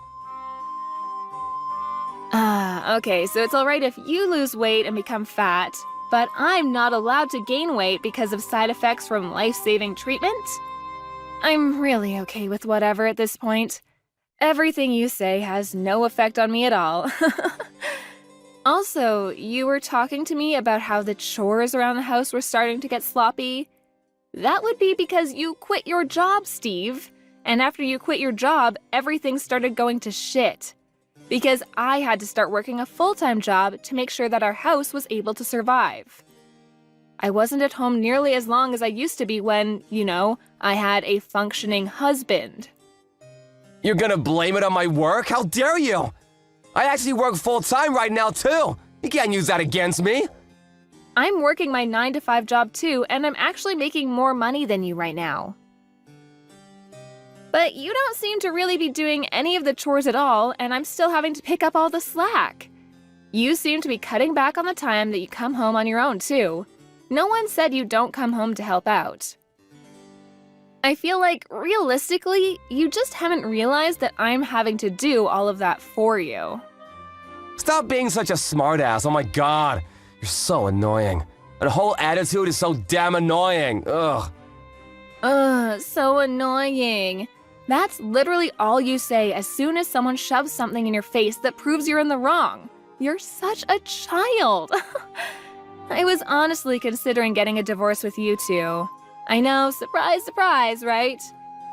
But you're sitting here telling me that the whole reason we're going to be getting a divorce isn't because of yourself or your attitude, but it's my fault, correct? You don't want to take any responsibility in the fact that this marriage failed. That's how I'm interpreting everything. Tell me I'm wrong. Of course, that's exactly what I'm saying. I literally have done nothing bad for us. You're the only reason that we are having to go through this, not me, you! Ah, okay, sure. I see. I actually have some plans of my own then, just so you know. I'm going to have to get everything ready for the divorce if you don't mind. I'm totally okay with us getting a divorce, but I need to get prepared and whatnot, so... You actually might want to start getting prepared too. I'm sure it's not going to be as easy and simple as you think. What are you talking about getting prepared? Whatever, I guess out of the kindness of my heart, I'll wait for you. If that's all it takes for me to be able to get a divorce with you, I'm okay with waiting around for you to get ready. But you have to promise me to get the hell out of the house ASAP, okay? I told you, you must be crazy if you think that I'm going to be leaving this house. Stop being a nuisance, oh my god! I'm not gonna change my mind. I don't have time to be dealing with you, Mary. Such a busy man, don't you understand? I want to move on with my life and go to the next girl. Do you understand? You're just getting in my way. Okay, I'm not gonna be going home today. Bye. Yeah, I don't really care what you're going to do. You really don't have to come home ever. Not just today. Goodbye. Hey, the divorce papers have already been submitted and accepted, right? Yeah, they have been. Congratulations! We're successfully strangers now. You must be so happy. Good luck with the rest of your life, buddy. I wish you the worst. You better stop messing with me, Mary. What? What the hell are you gonna gripe about now? Let me guess, you're still just sitting in my home and planning on living there, right? Why are you staying at my house when we've literally divorced each other? How the hell do you expect me to get home? It's awkward. It seems like you're coming home while I'm away anyway, right? That's what it looks like anyway. And honestly, I'm kind of getting tired of this whole shtick where you're saying that you don't want me to be here. You literally took the words from my mouth. Why do I, the owner of the house, have to put up with some stranger being in my house? I should be able to go home whenever I want. Wait, house owner? We've gotten a divorce already, Mary. You need to hurry up and get the hell out of my house. I'm gonna be living my new life at that house. That house is where I want to start my next chapter. If you're sitting there, reminding me of all the old and bad news, then my life won't start, don't you get it? You mean you want to live here with your mistress, right? That's what that actually means. Huh? What are you talking about? Dude, I figured it out. Stop pretending like you don't know what I'm talking about. It's useless and frankly insulting. The real reason you want the divorce is because you were having an affair, right? That's why you want me to leave the house ASAP. It's not because you want to start the next chapter of your life. You want to hurry up and bring in your mistress to disappoint her in our bed. That's what you're saying, right? I mean, if you've already figured that out, then yeah, I guess there's no point in hiding any of it. We've already gotten the divorce, so I guess it doesn't matter anymore anyway. Yeah, you're right. I have someone I want to get married with already. A very special woman, in fact. You're just a nuisance, someone that gets in the way. I want you to get the hell out of my house, but you're just living there. As if it's your birthright or something. It's really starting to bother me and I can't stand it. Get the hell out! You should really start praying for our happiness, huh? How about that? You know, I've been wanting to ask you this, but are you sure you're not making a mistake about something, Steve? What? Making a mistake about what? I don't get it. You really are the one making the mistake right now, Mary. You must think that you are some kind of insane high-value wife that everyone will be drooling over. You're actually just some useless wife that has no worth when you're married. How about looking in the mirror first and having that conversation with yourself? Before you start being rude and making regretful comments, you should probably calm down first. I feel like you think that you own the house, Steve. Is that what's going on? Stop saying things that don't make any sense, Mary. I've been telling you to get the hell out already. I'm gonna call the police on you. The police? Why would you call the police? I don't know if you got some kind of feelings left from me that you're still dragging on or what, but you were dumped by me, don't you understand? Why are you still at my house? Get out! If you don't want me to call the police on you for trespassing, get the hell out right now. You realize that this house was built by my father, right? Wait, what? You know, I always knew you were an idiot, but I actually didn't think you were this stupid. How far are you going to take this misunderstanding before you snap out of your delusions?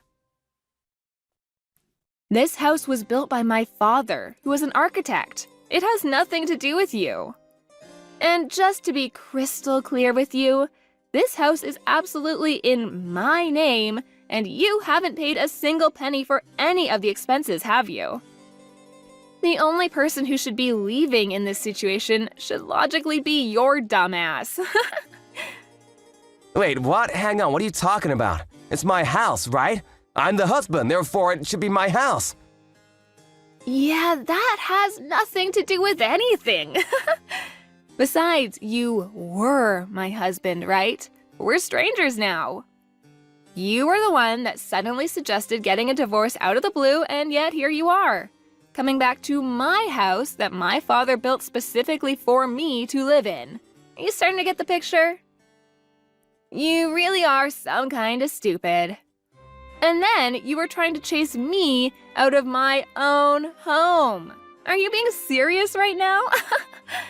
Your misunderstanding is actually kind of pissing me off, too. You're the one who's going to be thrown out of the house, you understand? Pack your shit and get the hell out of here before I start throwing your crap out for you. Wait, hang on just a second, Mary. I need to calm down and understand what's going on right now. That house isn't mine? I thought since I was a husband, I would take the house in the divorce. I've been telling you time and time again that my father built the house for me, and so it has nothing to do with you. It's my house. You have no rights or any other kind of power over the ownership of this house. Zip, zilch, nada. My father, the architect, built this house for his work as a demo house for his work. And when he was going to retire, he just gave the title over to me. Because, you know, I was his daughter and he practically built it for me to live in the future. And yet you're sitting here, divorced from me, saying that you think you have a right to live in this house? What the hell could you have been drinking, Steve? Why would it ever be in your name? I don't see how that could ever be the case. I mean, that's true. I remember now, your father did build that house, didn't he? But I lived in that house too. For the longest time, we both lived in that house together. That means that the house at least partially belongs to me as well, right? Why the hell would it be in your name at all? The title is in my name. I have been making payments on all the taxes that are required when you're a homeowner. To make things worse for you, I've been paying for the utilities too. You remember when you were unemployed for the longest time? I'm sure you were just living life in your pleasant little dumb brain without thinking about who's paying for what. You probably spent all of that money that you've earned and should have been spending on your wife and your home on your mistress to go have fun with her, right? I'm not sure who's the worst person in this whole thing. You had the gall to call me a bad wife? Gross. Wait, seriously, you're not lying? I always thought that it was all being taken out of my paycheck. Oops. If we took off all those fees, including taxes, out from your paycheck, you'd basically be left with a little over $10. And that's on a good month. Most months we're probably looking at being in the negatives. That's why I was paying for everything. All the while I was fighting my disease in hospital and taking my medications too. I'm okay now, so it doesn't really matter anymore, but the fact that you were never there for me and only running around playing silly little games with your stupid mistress, yeah, That was enough for me to never forgive anything and make sure that I would be getting a divorce from you, so... Really? I don't know about any of that. I was pretty surprised about the house thing, I'm not gonna lie. But you're gonna be okay with me living there, right?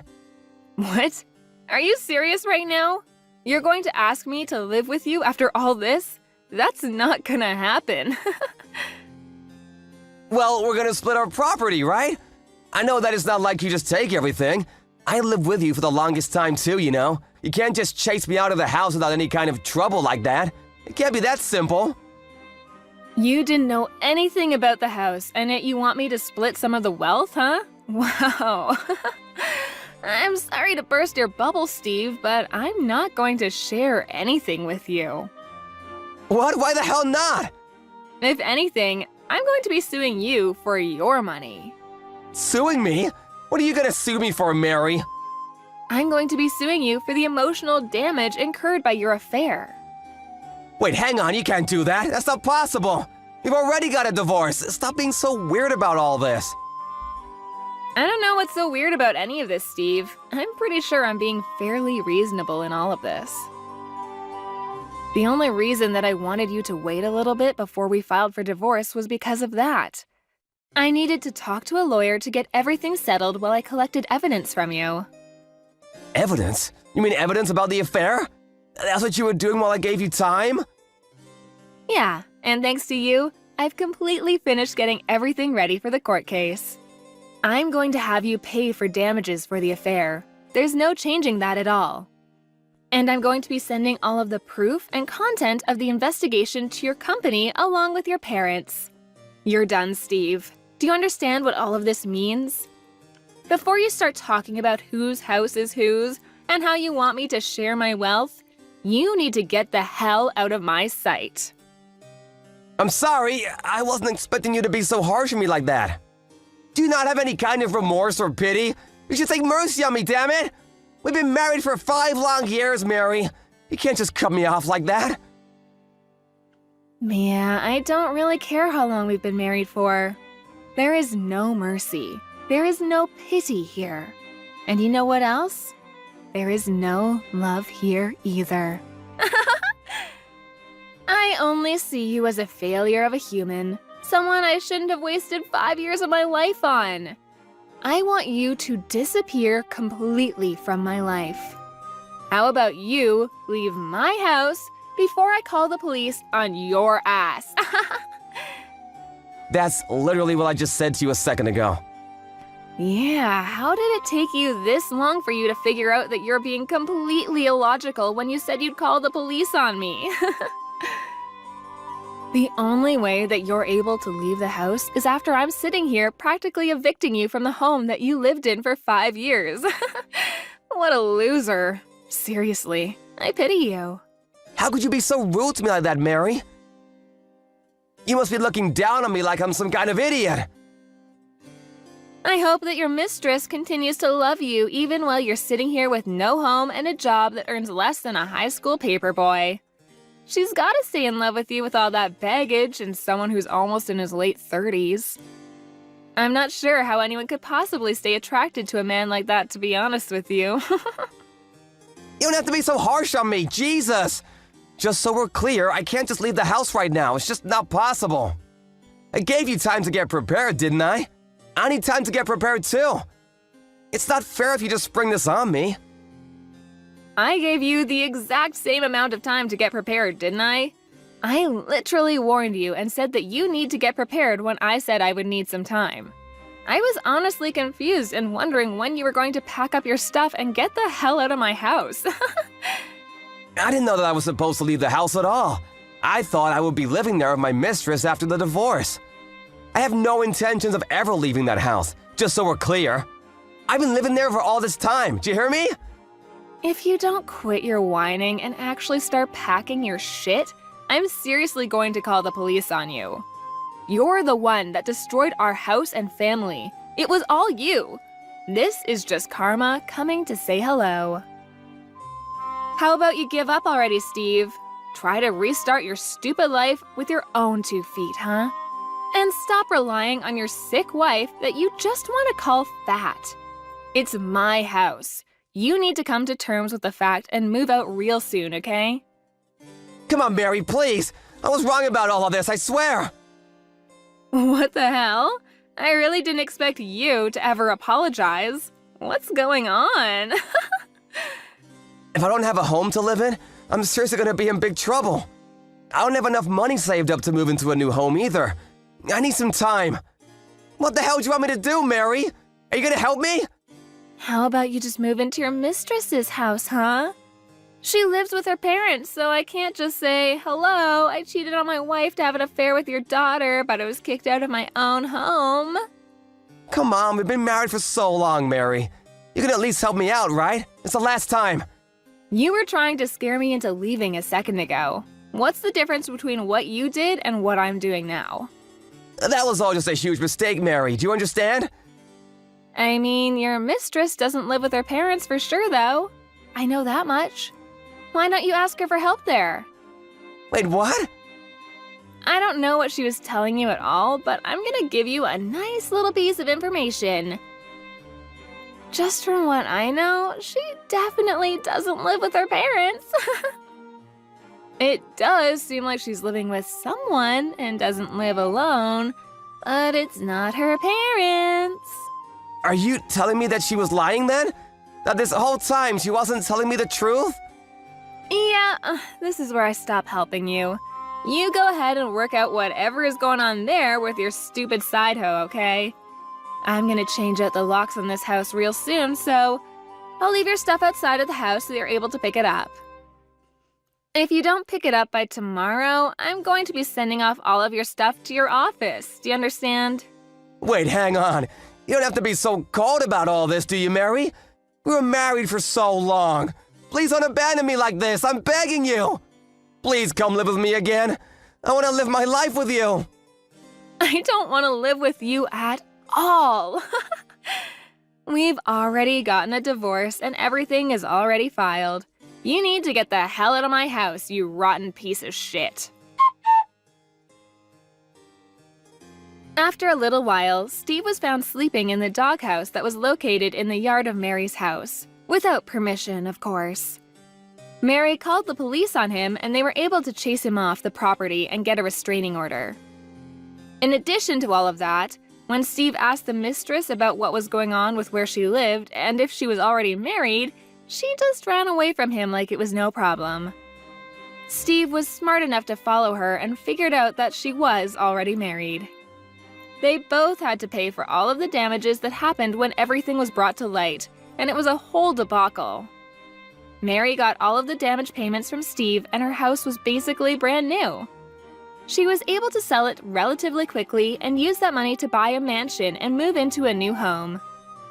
She completely moved on from Steve and has been living her life completely fulfilled and without a worry in the world. Completely opposite from Steve, who is homeless and currently drowning in debt. I wonder who got the better deal from this whole divorce. Jordan, honey.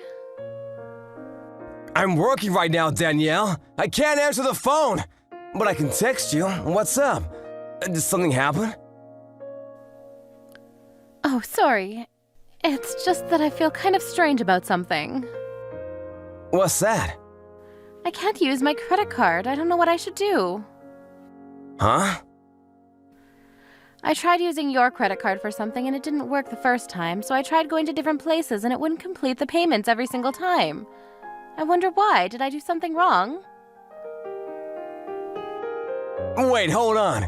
You use my credit card? You don't use your own. I never had my own credit card ever since I quit work, you know. Is that so? But wait, how do you even have my credit card? Did you forget? You gave it to me yourself, saying that I can use it in case of an emergency of sorts. Did I really? Huh? But I guess something did happen? What did you try to use it for? You do know your allowance is deducted from my own salary, right? And that's used to get by on bills and food. But I just didn't have enough to pay for something, is all. I was always using your credit card to pay for the difference, but this time I couldn't use it anywhere. Help me, honey. Hold on a second. What do you mean by a difference? There's no way my salary doesn't permit you a good allowance, and we get some support to pay the rent. I don't think you should be so tight with money. But what if I want to buy something I want? It just amounts to something I can't handle with my allowance. Being a housewife demands a lot from me on many different levels, you know? Things you want, such as... You know how a husband's worth is determined by how his wife looks? That's precisely why I have to choose wisely with what I wear, and that asks a lot of me. Beauty parlors and nail salons cost so much more than you think, Jordan. Without a credit card, I just can't do all that. Your salary is just barely able to cover everything you see. I need to keep your image as something grand and admirable, and that's why I'm using your credit card to buy things I believe will help you out. It's an obvious reason, right? What do you mean, buy my image? Who will be judging me as they look at my wife? For example, the other mothers I'm going to meet in the near future. We don't even have any children yet. Don't get ahead of yourself, Danielle. Am I ahead of myself? But isn't it a little cute that I have a little bit of a careless, silly side? What the actual heck? Danielle, I just had a look at the credit bill on my phone here, and it's been used up to its limit. And you've only used revolving payments? It'll be stressful for you if such a large amount was deducted from your salary every month, right? Your wages just disappear so quickly, honey. It's actually sad. That's why I thought using revolving payments to only deduct the least amount of money would help you and me both. Aren't I the sweetest, kindest soul to walk the planet? I could actually be a genius. I don't mind a few compliments, honey bun. I honestly have no idea what the hell you're talking about. Using this much money in the first, adding the fact that most of it is fashion shit, along with beauty stuff too. Huh? Why in the world is there a hotel name in here? What the hell is going on? Aw, you can really check everything on your credit card bill nowadays, can't you? You went to this place the same day as I went on a business trip. Who did you go to a hotel with? It also looks like you offered to pay for the entire thing. I went with my friends, dear. They just really wanted to stay a few nights in a suite room in a nice hotel, so I kind of spoiled them on that occasion and paid for everything. What a kind person I am.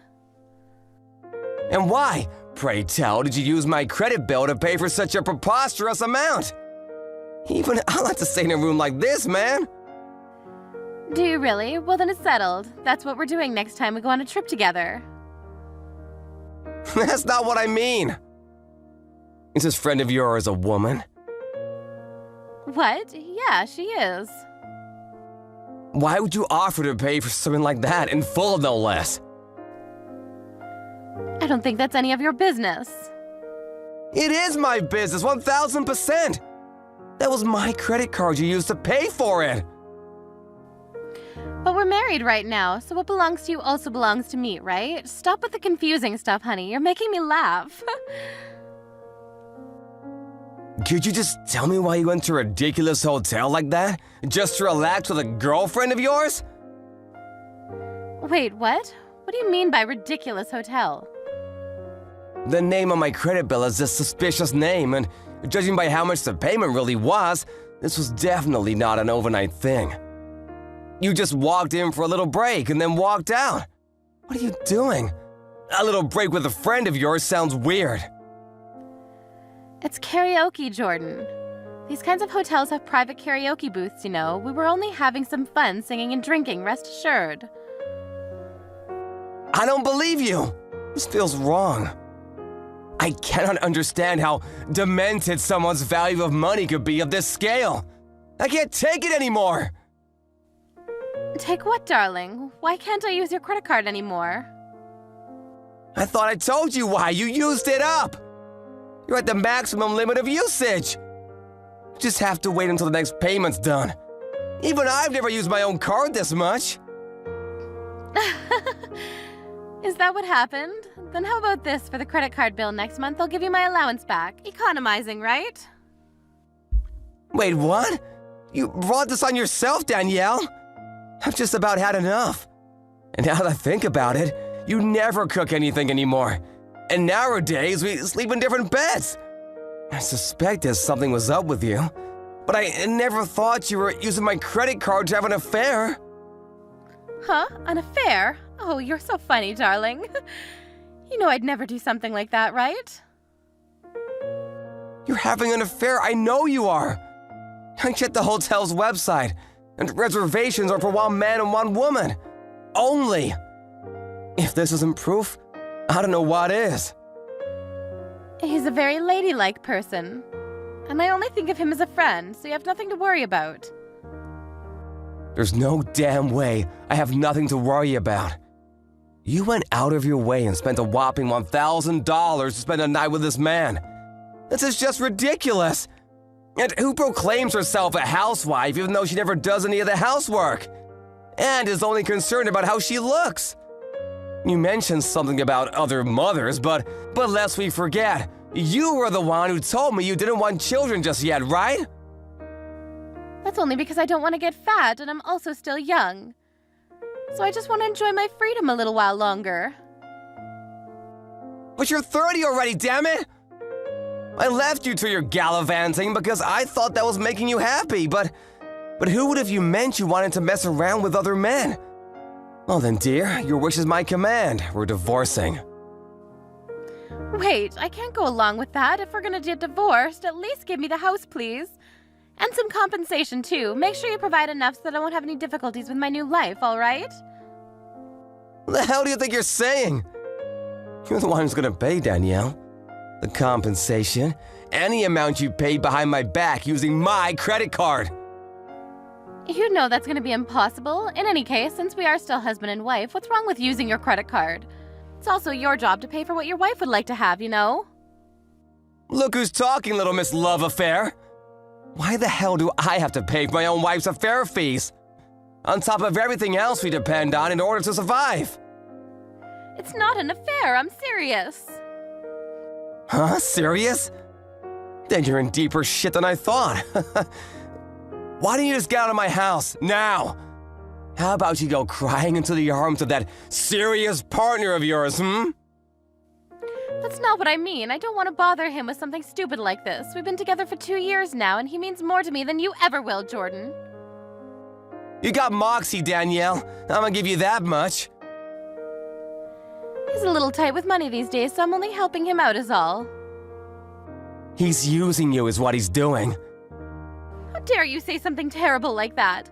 You should be thankful that you were able to marry a beautiful woman like me and pipe down.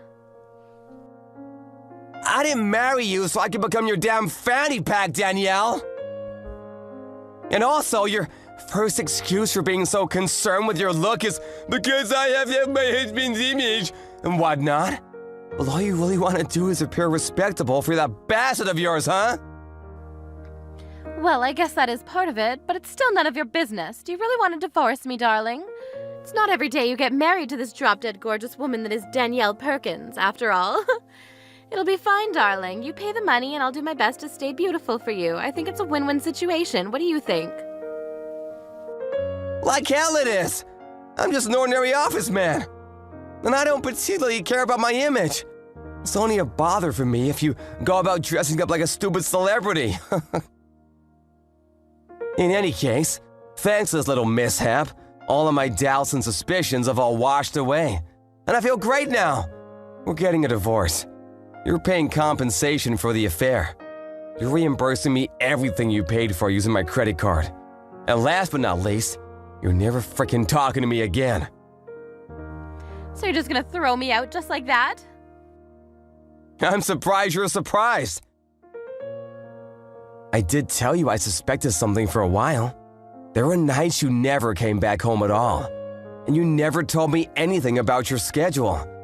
And I finally understand everything. I'm so glad I got proof too. What do you mean by proof? Any moron nowadays can fake a credit card bill. Maybe I really did stay the night with a woman that night. The information on the reservation website could very well be a mistake, right? Sure, but remember, you confessed that you were indeed having an affair. And that is serious now, didn't you? I never meant that. Go ahead, delete the messages, Danielle. You're too late anyways. I took screenshots, and the proof's all intact. You did confess to your crime after all. I'm so sorry. I never meant it in that way, honest. But I really can't do anything about compensation and stuff. I won't bother you anymore from now on, and I renounce using your credit card for anything. Please, forgive me. Please? Forgive you for what? Cheating on me? Misusing my credit card? Doesn't really matter. I have no intention of forgiving you for either of these. I already contacted my parents. This is going too fast. There's nothing we can say to our parents yet. We're getting a divorce, so it's freaking obvious. I expect you packed up and out of my house by the time I get home. Where can I go, Jordan? Maybe you should ask your lovey-dovey for help. In the event I find you at home, I will call the police. But he also has a family, and I don't want to bother him. Unbelievable. He has his own family, and yet he's willing to let someone else's wife pay for a night at a luxurious hotel. Yep, he's a good-for-nothing scumbag is what he is. 100%. But then again, so are you. So I guess you two really are made for each other. Well then, I'll leave you to your new life. And don't forget, I will get that money back. Prepare yourself, darling.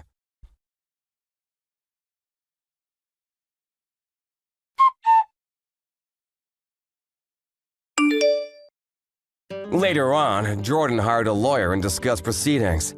And with the proof he'd saved on his phone, things went pretty smoothly. They went on demanding a signature on divorce documents and compensation from Danielle. She herself was told to leave the house or face the consequences. So she trusted her partner to help her and contacted him, only to be immediately blocked and muted because he thought things would get really difficult. He apparently never answered her calls again. And now, in order to pay for her credit card debt to Jordan, as well as a compensation, she borrowed money from her family. And she's currently working all-day shifts to pay them back. Hey, Mark, where the hell are you? I've been looking around everywhere for you and I can't find you. Mr. Brett, how you doing, sir? I've already left the office for the day. Is there something I can help you with, sir? I've already gone on the bus home, though. What the hell, Mark? You can't just leave on your own whim. I'm sorry, sir. I just finished all the work that I needed to finish for the day, so I headed home. I did say something to you before I left the office like I normally do, but I'm not sure you heard me. I don't really give a rat's ass, Mark. I didn't hear you say anything to me. Just hurry up and get your ass right back over here. What do you mean right now? You want me to turn around? Did something happen that needs my attention? I thought I finished everything. We're gonna go out for a few drinks tonight. Wait, what? You're always so annoying when it comes to going out for drinks and whatnot with your coworkers. I'm gonna make sure that you come today. You have to come today. You're not gonna be able to run away from this anymore. No, I don't really drink at all. Not even a little sip. I think you know that though, right, Bus? I'm pretty sure I've told everyone around the office, including you, that I can't drink any alcohol. And that's the only reason that I don't really attend any of the drinking parties that everyone invites me out to. I usually do go to the parties that don't really revolve around alcohol though, like the new employee welcoming parties and whatnot. I understand, but I don't have anyone around here that's willing to go out and have drinks with me, and the only person that I can think of is you. You've never actually come out with me to drink when it's a party that I've hosted. You need to get over here right now. Don't make any more excuses. You have no right to refuse this time. You must come. But I literally told you that I can't drink. I don't really care if you can't drink, Mark. You need to come and be around your boss while he drinks and talks to you. That's part of your job description, don't you understand? I mean, okay, I kind of understand that logic, even though I don't completely agree with it, but I've already gone home for the day, so would it be alright if I go out with you another day, sir? If you don't come right now, I'm gonna have you fired. Wait, what? Fired? You heard me. I didn't stutter. The sales record in our departments have been going down because you're such a drag and you never come out. You're causing unduly stress on the department. If you consider the fact that you're causing unduly stress to the people in the department, doesn't that make you reconsider coming? I would really hope that such an excellent team player such as yourself would come back and go out with me. I'm not sure that logic sticks at all, and I'm pretty sure it's a stretch, sir. I'm no expert in HR, but I don't think any of that works. Okay, whatever, I'll go. Give me 1 second to turn back around, though. I'm not gonna drink, so I'm gonna drive my car back, though. I hope you can at least understand that. I was planning on heading home at least once anyway, so I'll drop off and pick up some stuff along the way. You better haul your little ass, boy. I'll let you know as soon as the store is decided, got it? I want you to come over to the store that I've said I want to go to. If possible, sir, would you be able to pick a store that has a parking lot? It would really be appreciated. You really are such a drag, huh? Stop being so picky! Shut up and hurry up, get over here. I'm allowing you to come to my drinking party. You should be honored that you're invited to come. A drinking party? Party means that there will be other people joining us, right? Who else is going? It's just gonna be me and you, buddy. You should be excited, just the two of us. I'm not sure I'd call that a drinking party, sir. I don't drink at all, and you're just gonna be drinking whatever you want to drink all alone. If anything, it's more like a party for me to observe you just drinking alcohol while I sip on some juice or something. Do you really need me to go there for that?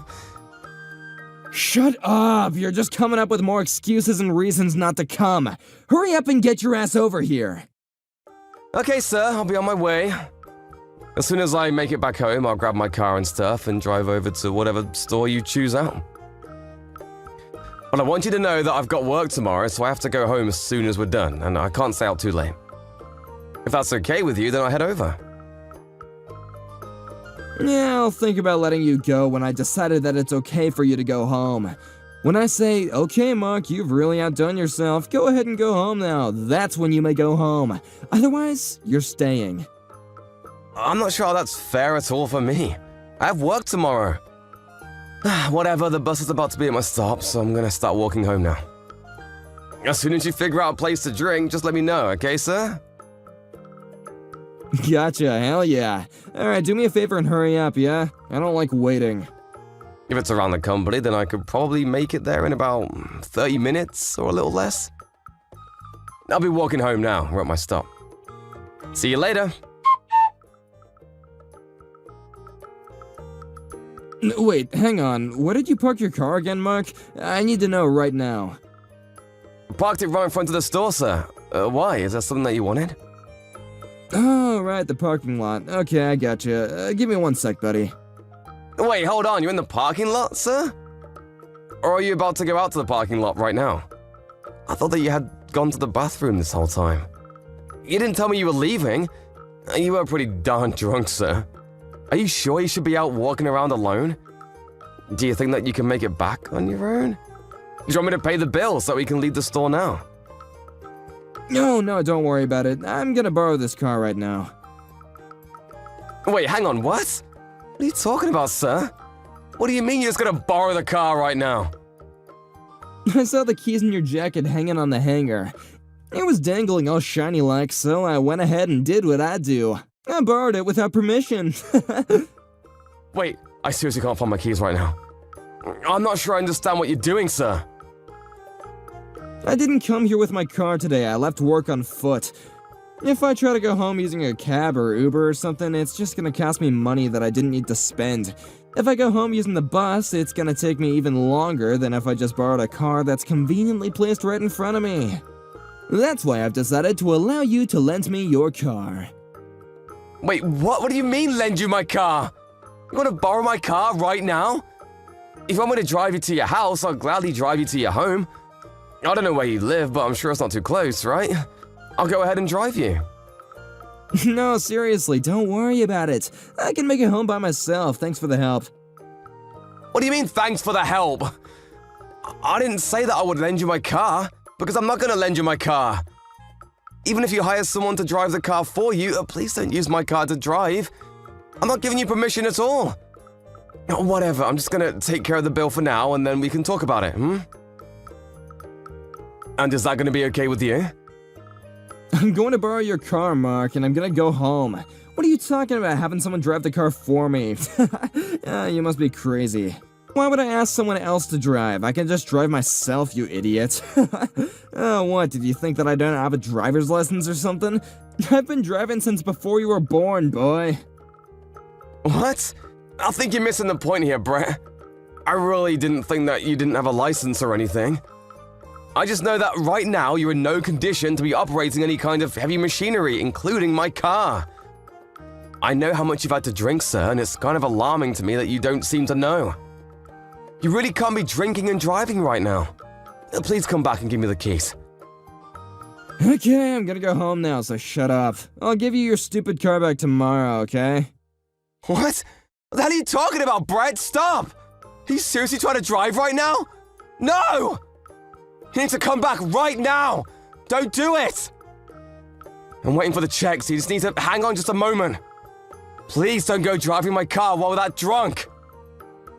Oh, sorry to break it to you, Mark, but you can just try and make it home on your own. Alrighty, I'll see you tomorrow, man. Later! Boss? What's going on? Where the hell did you go, sir? You can't just take someone's car without their permission and drink and drive like that. Please come back right now. Brett, please answer the phone right now. You're worrying me. Damn, Mark, I crashed the car. Wait, what? Where the hell are you, sir? I've been trying to reach you for the longest time. I don't know if your car's even drivable anymore. It might be totaled. I kinda crashed the car, so I drove away to make sure no one would see me. Wait, what? What are you doing? You need to stop playing games right now. What in God's green earth are you talking about right now? If you tell the company about any of this happening, you're fired, got it? Wait, what? Are you being dead serious right now? Please tell me you're joking. Is this real life? Or am I in some really bad dream? First, you steal your co-worker's car key without him knowing about it, before you commit Grand Theft Auto. Then you decide you're totally fine to drive while intoxicated before crashing the car. Then, to top all of this off, you're currently blackmailing me by threatening to fire me if I say anything about anything. I feel like you're seriously losing your mind, Brett. You've just gone completely off the deep end. Just promise me, damn it. I don't care about anything else. Promise me that you will not tell the company. If you don't understand that, then I'm going to fire you. It's that simple. Promise or be fired. Which is it gonna be? You're just full of surprises, aren't you, Brett? I can't believe the nerve, the audacity you have to come at me with threats right now. Didn't your mom teach you any kind of manners? Or any semblance of common sense? I really can't believe what's going on. I feel like it's just some terrible TV show. Oh my god, stop the rambling. Just shut up and swear you won't tell anyone. If you don't want to be fired, you will not be telling the company about anything that happened tonight. Do you understand? I've always had a sneaking suspicion that you're a piece of shit, you know? I just didn't realize that it was this bad. You're seriously way too rotten for your own good. You're gonna completely ignore the fact that you wrecked my car while driving under the influence, and threaten to fire me if I tell the company about what happened tonight. You really think that you're able to decide whether or not I get fired after this whole ordeal? Of course I'm able to fire you. I'm literally your boss. If you don't listen to everything I say, then you're going to be fired. That's how this whole place food chain works. How have you not figured this out already after being an adult for so long? You know, I'm kind of impressed that you're not embarrassed by what you're saying right now. I think I understand what you're trying to tell me right now. Wish I didn't, though. Okay, so that means you swear then, right? You don't tell the company that I crashed your car because I was drinking and driving. You keep it to yourself. If you don't want to be fired, then you need to listen to the orders that I give you as your boss without any complaints, got it? Yes, sir, I read you loud and clear. Alrighty, that's all I wanted to hear from you. I swear to you that I won't be telling the company about any of this at all. That's all you want me to swear about, right? I'm glad that you're on board with this. You've really made me feel better. I might even be willing to help you out a little bit. Maybe I can put in the good word for you to be promoted later on, huh? How do you feel about that? You should be happy right now. Okay, sure, and? Where are you right now? Huh? What? I'm saying, where is my car located right now, and where are you? Are you still with my car? No, I'm already heading home in a taxi already. I'm about halfway home from where I crashed your car. Your crashed car is in some corner somewhere. I screwed it up by handling it and I hit the lamppost somewhere. It kinda just snuck up on me, you know what I mean? Some old-ass dude was mumbling something when I got out of the car, but I'm sure it'll all be okay, you know? You're seriously the worst scum of the earth. I'm so glad and relieved that you swore to me that you won't tell anyone. If this kind of thing leaks into the company, you have no idea what kind of mess I would be in. It would start affecting my trust among the other companies and people around me, you know? I want to just avoid all the annoying things that could get a little hairy, if you know what I'm saying. Yeah, I would assume so. I think that most people would think that normally. And if I was just a regular employee, I might have just listened to what you had to say and took it to heart. I might have just actually done everything that you wanted me to do with no questions asked. What? What are you talking about? Wait, you're not planning on snitching, are you? That's what you're gonna do, isn't it? You swore to me. You swore that you wouldn't tell the company about any of this at all. I won't tell anyone about this. At least not to our company. What are you trying to say right now, Mark? You're just concerned with me not telling the company. If I don't tell them, you're happy, right? That means that if I go directly to the police without talking to the company, then I'm not breaking any promises and you shouldn't have any problems with it. Wait, what? The police? You realize that my vehicle was involved in a traffic accident by a drunk driver who stole my keys from my jacket while I wasn't looking. I don't know how many felonies that is, but I'm sure it's more than enough to send you to jail. Did you really think that I would just let all of this go? That I would just close my eyes and pretend nothing happened? You really need to start snapping out of it. Maybe you're still drunk or something. Did you really think you can just get away with this terrible crime? That you can just run away and blackmail me to get away with all of it? Wait, hang on a second. The police? You must just be yanking my chain, right? You're joking? Yeah, I'm not joking at all. Why would I be yanking your chain about something this serious? You realize that I'm a victim in all of this, right? You stole my vehicle. You didn't just take the last piece of my gum. No, come on. I didn't steal it. It's not like that. I just borrowed it for a little bit, man. I was totally planning on returning it to you by tomorrow, man. No harm, no foul, right? I'm sorry, but I can't keep up with the drunk ramblings of some old criminal who wants to make a bunch of excuses. I'm going to be reporting this to the police and authorities. Of course, I'll be submitting all evidence of you drinking and driving to the authorities as well. Don't worry about that. Wait, what? Why? That drinking and driving part had nothing to do with anything. I know that you ran away because you wanted to avoid being caught and driving, right? I'm not an idiot, sir. Please don't treat me like one.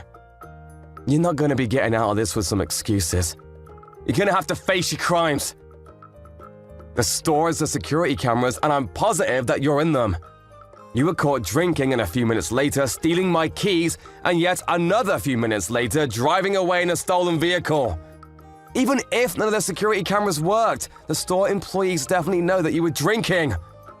It's not like you had a single beer or anything. You practically single-handedly drank them dry. I think we have more than enough evidence to prove this. I'm of course going to testify against you, by the way. Like I said earlier, you're definitely not going to get away with this. Hang on, Mark, let's just take a breather for a second. Let's just both calm down and talk about this like civilized men. I think I'm actually pretty calm considering the situation you threw me into. Let's just recap what happened. You stole my car keys from my jacket while I was in the bathroom. Then you proceeded to steal my vehicle and crash it into a lamppost. I'm actually kind of impressed by how calmly I'm handling the situation myself. I see, and I understand. You're totally right, Mark. I can totally see how you feel. But you gotta understand it from my view. I really didn't mean for any of this to happen. I really was just surprised that lamppost turned out to be a lot closer to the car than I'd realized. You realize that literally no one in this world drives expecting to be in a car accident, right? The point is, you were so intoxicated, you couldn't see the difference between Satan and God himself. You were that inebriated that yet you're still trying to get in your co-worker's car without his permission to drive yourself home. You're nuts. Besides, your one wish was that I don't tell anything to the company. Well, your wish has come true. I'm not going to tell the company. If I'm keeping my side of the promise and not telling the company, you really have no reason to complain at all. What? What the hell are you talking about, Mark? You know exactly what I meant. I'm not sitting here trying to listen to you joke about me this whole time. I need to talk seriously. Stop talking crazy about the police or something, man. You can't do that to me. I guess you're okay with being fired and being jobless, huh? You're gonna be evicted and homeless if you do that. I really don't think that if you do somehow manage to fire me, or try to fire me anyway, that the HR guys are really gonna take you seriously and just let this go unnoticed. They prefer to not have any kind of lawsuits. Wait, what are you talking about? Whatever, your trust is gonna disappear. It's just not gonna exist anymore amongst your peers. I mean, to be fair, I don't think most of the people in the office trusted you at all to begin with, but I digress. You're gonna cause this whole ruckus and headache for me and still try to threaten to fire me? Are you being serious right now? Let's just be real, Brett. You're not gonna be able to do that. Just use the 2 brain cells you have available to you. I'm just a regular old victim in all this. I've done nothing wrong or worthy of being fired at all. No, come on, calling yourself the victim now? That's exaggerating a little bit, don't you think? Do you realize what you've done to me, Brett? You stole my car and then proceeded to wrap it around the lamppost. You bet your sweet ass I'm gonna have you pay me in full for a replacement, or at least have it repaired. You're also gonna have to face the fact that you were drinking and driving. There's no getting away from that. Is that all really that crazy to say? I feel like it's all pretty common sense, right? You have to take responsibility for your own actions. Hang on, you're seriously gonna do this to me? What the hell did I ever do wrong? Come on, Mark, calm down. I just had to do the right thing for me at the time, man. I wanted to drive myself home because I wanted to save a little time and money. Why does all this have to happen to me? I didn't do anything wrong. Why would you have to do this to me? This literally wouldn't happen if you just didn't take my car. Have you finally learned your lesson that if you do something wrong, it's gonna come back to you in a worse way? You cannot be drinking and driving, ever. It's never gonna be acceptable. And even if I don't tell the company about any of it, they're definitely gonna find out on their own. You're gonna get fired from the company, and you might even end up with a criminal record for all of this. You realize that that's the consequence for everything that you've done today? Please, I'm begging you, don't file a report with the police. Please, just take it all back. Don't do it. I'm gonna give you a solid and resounding no. I'm reporting this. Why the hell would you do that? I'm your boss, okay? Don't you understand that you need to listen to me? I've already been taking great care of you up until this point as my employee. You don't feel like you owe me anything? Like you can't just let this little thing go by just this once? I'm only doing the right thing, Brett. This isn't personal towards you. You're the one that did the wrong thing, and now you're trying to cover your tracks so that no one finds out. Yeah, you're in the wrong. I mean, yeah, maybe that's not entirely wrong, but... Have you finally figured out that maybe you're in the wrong after I broke it all down for you? I'm gonna go report this whole thing to the police now, and have them file a report. It might be better off for you if you just turn yourself into the police before they launch a formal investigation. I'm sure you're just gonna get caught anyway, Mr. Criminal. Mark ended up going to the police immediately and filed a police report, claiming that his boss had stolen his vehicle and drove it intoxicated, later crashing into a lamppost. He was in hiding for the first day of it, probably because he was too scared to move, but the police showed up to his office and they apparently arrested him on the spot. Talk about poetic justice. Of course, this whole thing became an issue for the company and he was fired on the spot, no questions asked. People around him were also pretty taken aback by what they had heard that he did, and no one wanted to have his back for any of it. Mark was actually promoted because he took the brave steps in calling out someone's bad actions, even when they were potentially catastrophic repercussions. Brett didn't realize that his actions would cost himself his career, and potentially several years of his life. Since Mark wasn't going to be seeing Brett anymore, he didn't seem to care about it at all. Brett really shouldn't have tried to use Mark the way he did, because Mark had a strong sense of right and wrong. I guess that's where Brett completely ran out of luck. What the hell, man? What are you thinking? You really thought that was funny? You totally spilled that water on me on purpose, right? You didn't do that on accident at all. Why the hell would you do that to me at my welcoming party? Did I do something to offend you or something? What? I don't know what in the world you're talking about, John. I think you're just victimizing yourself. But if you think that you're being disliked, maybe you should really think deep down and ask yourself why someone would really dislike you. I mean, honestly, you call yourself a working-class adult, right? You should be able to figure out why someone wouldn't like you. No, I really can't think of anything at all. Why don't you go ahead and enlighten me, Scott? See, you always want someone to tell you instead of just trying to figure it out by yourself. You're such a spoiled little brat. You realize that is one of the most characteristic traits of someone who's totally useless at work, right? If you're not someone that we could use at work, why don't you just quit the company for everyone, huh? Myself included. What do you mean I'm useless? I haven't even had a chance to prove myself at all because I haven't started working yet. It's a company, and I understand, accept even, that we will be judged based on the amount and quality of work that we do. I'm not disagreeing with you there. However, I don't really like that you're judging me when I haven't even had the chance to do any work at all. It's actually extremely offensive, and I want you to cut it out. Yap. You just talk way too much, man.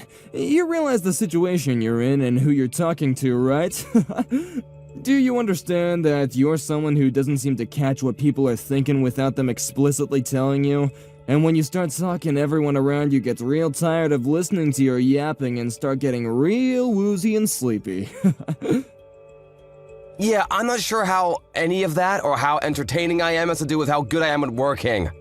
I don't even like how you're so calm either. Don't you have emotions? Come on, man. You're just a high school graduate who looks down on the people around you. Seriously, you better stop looking down on people like that because some of us are actually educated unlike you.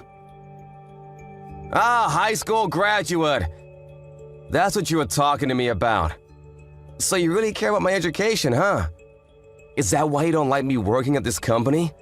Because I haven't even gone to college and I'm working at the same company as you? This company's not a place where someone of your low educational background should be working. This is a place reserved for the highest working class men. You do know about this company, right? You can't be that stupid to where you don't even know where you're working. This company is one of the top of the food chain corporations that people want to work at as soon as they leave college. It's the best place you could work in the contiguous United States, you understand?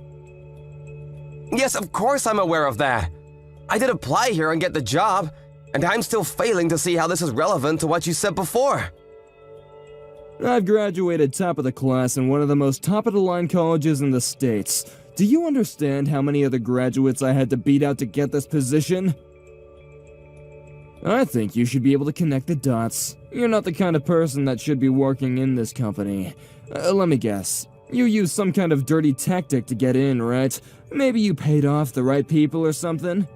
Yeah, I'm not sure that this company is the kind of company that some dirty high school graduate will be able to pay off the right person to get into, right? Or is that all you think about this company? Stop being such a smartass, John. You know what I mean. Just you watch, smart boy. I'm gonna make sure to expose you to everyone so they know the dirty tricks you played to get into this company. Yeah, sure. I'd love to see you go for it, Scott. Good luck. Vice President, sir? I'm just checking in on things and seeing how well they're going over there with Scott. Are things going well? Honestly, it's worse than I'd anticipated. I can't believe that someone that bad was in the department. How did he get into this company? However, just because of how rude he was, doesn't mean that he's the kind of person to be embezzling company money. I need to make sure about this because it's a serious accusation. Based on how he is behaving and what he's saying, he does seem to really care about the company. He seems to have a tremendous amount of respect for the company itself as well, but... No, sir. I believe that you're mistaken in that point. He doesn't have a tremendous amount of respect for the company. He has a tremendous amount of respect for the amount of respect and status that being employed here brings him. I've actually caught wind that he's in the market right now for a new job as well. I don't know how true this is, but I don't think we could put it past him. I think he's getting tired of working here as a regular employee with no actual managerial position. He thrives off of control and ownership, so he should be wanting more soon. I see. So he's using the company name to bring up some level of status and respect to himself, huh? Such a dirty and lame way of doing things. Yes, sir. He does seem to want to get promoted more so than anyone else, and he's got more pride than you can imagine. If anything, I think he's probably annoyed with the company and how much they haven't already promoted him to the position he deserves. He's been going around to a lot of nightclubs, handing out his business card and bragging to a bunch of girls as well, so I really think he's just doing this for as long as it works out in his favor. Nightclubs? Yes, sir. He goes out every night to go bar hopping and spends the night in a nightclub before going home or coming to work. Apparently there's a girl that works at a certain nightclub called Rachel that he has really taken a liking to. I spoke to one of his subordinates about his little habit that he likes to brag about. He claims that Scott more than likely has been spending over $150,000 on her with ease. Lord knows he likes to brag about how much money he has. I see. So there's plenty of motive there for him to want to embezzle company money to use for her. I mean, I can't say for sure that that's the case, but I think that he's definitely suspect number one on the short list of names that might have stolen from the company. Alright, I'll go ahead and keep digging then. Thank you for all your hard work, Gary. You're really helping me out. Yes, sir, thank you. We're definitely counting on you, but I'm really not sure if you needed to go into the field to find out for yourself, sir. You could have asked one of us to go for you. He doesn't know what I look like. He really believes that I'm just a new employee that recently joined the company. I want to keep this up because it's very easy for me to play the role to fool him. Apparently, he doesn't seem to like me at all, but I think that if I keep this thing going, he'll screw up and show or tell us something that he really should keep to himself. I think that I'm the perfect person to be trying to extract information from him. Okay, sir. However, I'm not sure how to put this, but I feel like maybe you're a little too straight-edged to be conducting a corporate espionage. Maybe we need someone who's more willing to lie? What do you mean straight-edged? Oh, nothing, sir. Please ignore my rambling. Anyway, I'll be glad to continue supporting you while you work on your mission. Thank you for your hard work and effort, and I look forward to hearing back from you, sir. That was all that about, Scott. What are you doing? What? What do you mean, what am I doing? I threw beer on you as a form of celebration, of course. What, can't you take a little joke, John? Haven't you watched the baseball games and whatnot? Every time they have a win, the players will all throw champagne on each other. Same thing. I mean, I know I said something else earlier, but I decided that I would be the bigger man of the two of us and, you know, cheer for your arrival to this company. You must have been having a blast. Come on, be honest with me, John. You were so excited and happy to have me cheering for you, right? You don't have to hide it from me, I understand. Are you not embarrassed at all for acting like a child in front of all the other employees? I mean, seriously, you're behaving like some kind of elementary schooler who doesn't like someone, so you bully them. What? You want to talk trash to me? You should be the one that's embarrassed, John. You're the one that joined this company instead of going to college to get an actual education. Look, the point of the matter is that I cheered you on while you were just some uneducated loser with no qualifications at all. I think if anything, the other employees must have really grown to respect me considering I had the kindness to celebrate your arrival. Yeah, I don't think so. If we were both looking at the same thing, it definitely looked more like everyone was pretty uncomfortable from what you did. You can say whatever you want to. It doesn't matter to me anyway. I don't care what everyone thinks about me. I'm just gonna be leaving this crappy company anyway. Huh? You're already gonna quit this company? You haven't been here that long, have you? Oh yeah, I don't like this company anyway. It's not enough. I need to go to a company that's actually more suited for me. I'm sure the upper corporate executives will try and stop me, but you know, I gotta do what I gotta do. It's my life, so you know, I'm gonna live my life the way I want to without having people tell me what to do. Ah, I see. So you're trying to run away before you get caught red-handed for everything you've done, is that what it is? What? What are you talking about? Oh, nothing. Sorry, just talking to myself about something. Honestly, dude, I really think it's in your best interest for you to just quit your job too. You shouldn't stick around too long.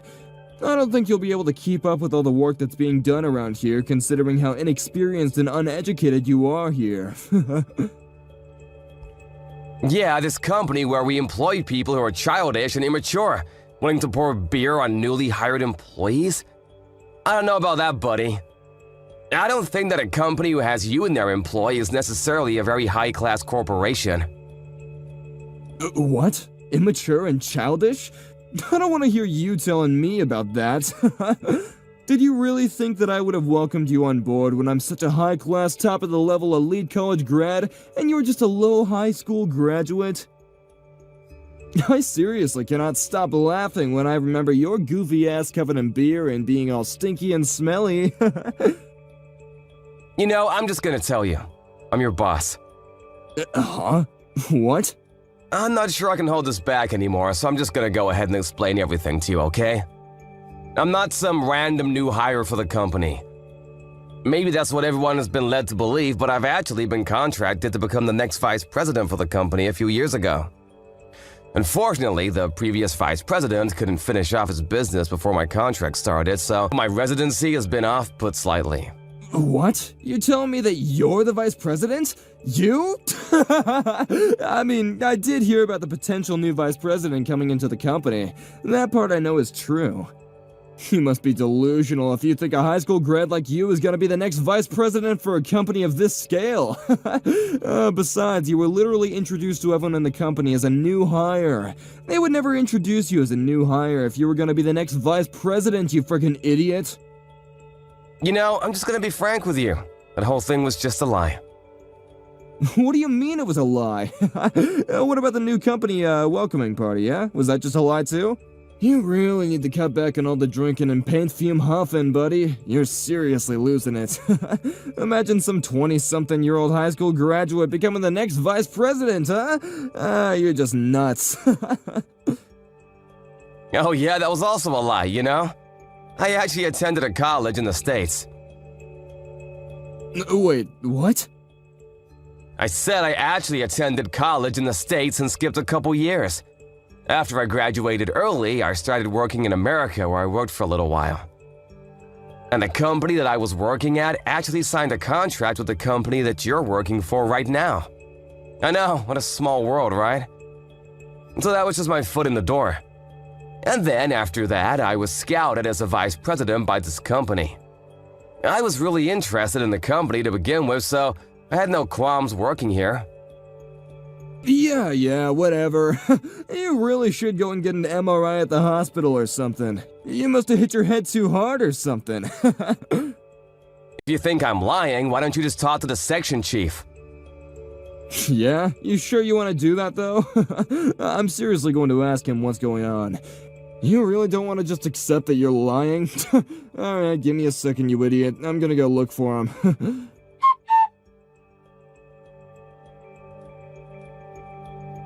So, after checking in with him, it sounds like you really are the vice president of this company, huh? I believe you. Damn it, this is totally not fair! You really tricked my ass, didn't you? You know, for someone who just figured out they're talking to the actual vice president of the company, you don't seem to have changed your attitude at all. I'm gonna quit this company anyway. You remember what I was saying? I guess you're still pretty stupid, huh?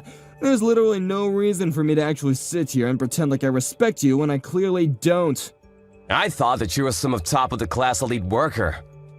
Are you sure you're just gonna let things go like that without considering the rippling effect you might have on things down the line? I mean, you're literally talking to the vice president of the top-of-the-line corporation within the nation. You keep it up. You know what might happen to you, huh? You might find it awfully difficult to find a new job at any company in this area of expertise, huh? Huh? Oh, is that really true, sir? I'm sorry, I wasn't aware. I mean, I'm not saying that that sort of thing will happen for sure, 100%, But if you really are an invaluable employee working at this company, then you wouldn't just lose your mind right now and start getting mad at me when you're the one who was clearly at fault for the whole interaction. No, yeah, let me explain.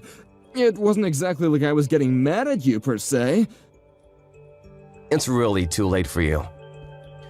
This whole story will be spread far and wide to every corner of every inch of the industry.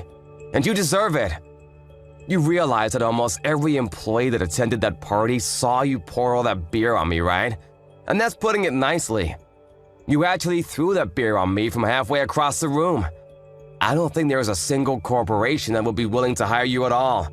You're just a huge liability. A lawsuit waiting to happen. But no! Come on, I understand now. I won't quit this company anymore. I promise to do better working for this wonderful company. I'm sorry, but I don't want trash like you working for my company. I need you to pack your shit and get the hell out ASAP. Are we clear with each other? What? You're gonna fire me? After all I've done for this company? Hey man, you were already planning on quitting, right? This just expedites the process and makes you not have to make the decision. I've just made the decision for you. Like I said earlier, you need to pack your things and leave by the end of this business day. Do you understand me? Don't make me say this again. Wait, hang on, no. Just hang on 1 second. I need to work this job, please don't do this to me. At least let me know what I should do for my next position. I can't just look for another position if you're gonna make me look bad in front of everyone. If you don't pick and choose, then you should really have no issue finding another job real quick. Wait, hang on just a second. I don't understand what's going on right now. What the hell? Besides, why would you even pretend to be the new employee? You're literally the vice president. Why are you... I asked the corporate employees and asked them to let me pretend to be a new hire, just to see how things were going. I wanted to pretend to be a new hire so that I could get close to a certain employee who we suspect is guilty of certain things. Certain suspicions? Which are... Yeah, let me elaborate. There's this employee named Scott that is apparently suspected to be embezzling company money. Wait, what? Embezzlement money? I'm sorry, sir. I'm not following where this is going. Just tell me the truth, Scott. You've been making fraudulent receipts and submitting them to accounting to take several tens of thousands of dollars from the company, no? I can just call the police right now, but I wanted to give you a chance. They'll take you away in a heartbeat with the amount of evidence I've been able to gather on everything. I haven't done any of that. I promise, I didn't do that. I would never do such a thing. I'll tell you what, Scott, how's this then? If you just admit to the embezzling of company money, then I'll take back the whole thing with you getting fired or me spreading the news about your beer incident within the industry. If you consider that, I'm not gonna do any of the things that I said I would. Then this really is a sweet deal for you. What? Are you being serious right now, or are you just messing with me again? Yeah, if you just admit the embezzlement of corporate money and submit proof that you definitely did it on your own without my help.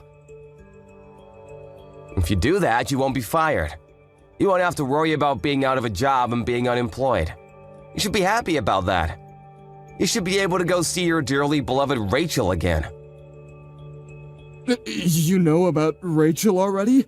How did you know about her in the nightclubs? Yeah, of course, just like I said.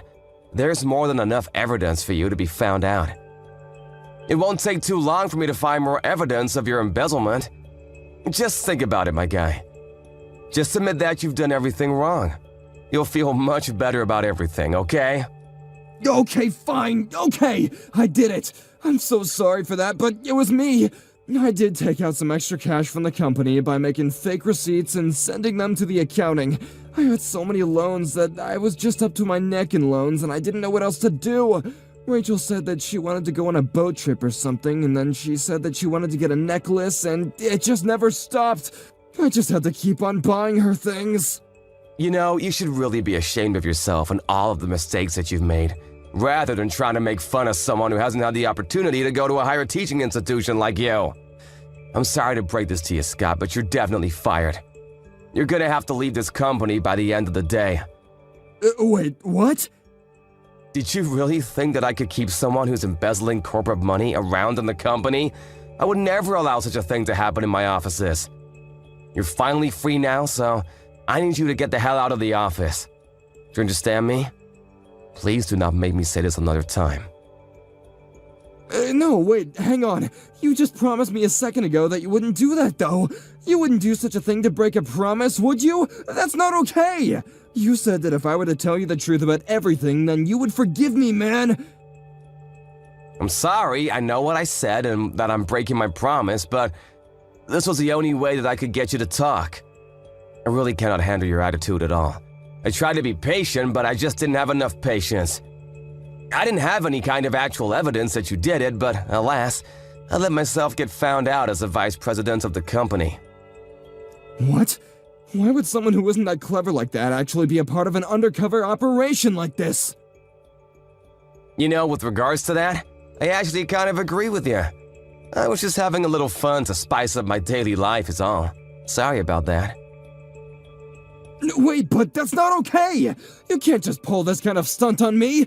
I'm sure that this wouldn't work in the court of law, right? Lying and deceiving someone to do this, to try and make someone confess like that, it just wouldn't be something that you should do! It's not okay! I didn't want to do this either, but you really didn't leave me any choice. You covered your tracks well, so I had to do what I had to do. I actually hate when people don't do things the right way. So I will do everything that I need to make sure that I make things right. Damn it! Damn it! By the way, about the whole beer thing. The suit I was wearing while you decided it would be funny to throw beer at me? It was a specially tailored $5,000 suit. I'm gonna make sure that you're gonna pay me for that as well. Just a heads up. I can't wear that suit anymore because it literally reeks of booze. So make sure you pay me for that. Oh, and one more thing. I'm gonna be suing you for defamation charges. You did throw beer on me in front of all my employees. Wait, hang on, please. I already have so many loans taken out right now for everything I wanted to pay for. I can't pay for damages in your suit. I just don't have that kind of financial power right now. I'm sure to someone who's the vice president of the company this big, it's just a drop in the pond, right? So you want me to just let that go for you? Pretend it never happened? I hate letting things go, Scott. I don't like when people do wrong things and get away with it. If you make a mistake, then you need to pay the price and fix everything that's wrong. But if I leave this department, then this department will fall apart. This department needs me. Oh, don't worry about that. I already spoke to a lot of the other employees in the department. They all said that you were just a drag and they would be perfectly fine without you. You really were despised among all of your coworkers. Sorry to be the bearer of bad news. What? But what? That's not possible. How could they dislike me? I thought we all really got along. I think you need to think to yourself and figure it out. If you just think real hard, you might figure it out. You should be able to think of a few reasons that someone might dislike you. You're a working class adult.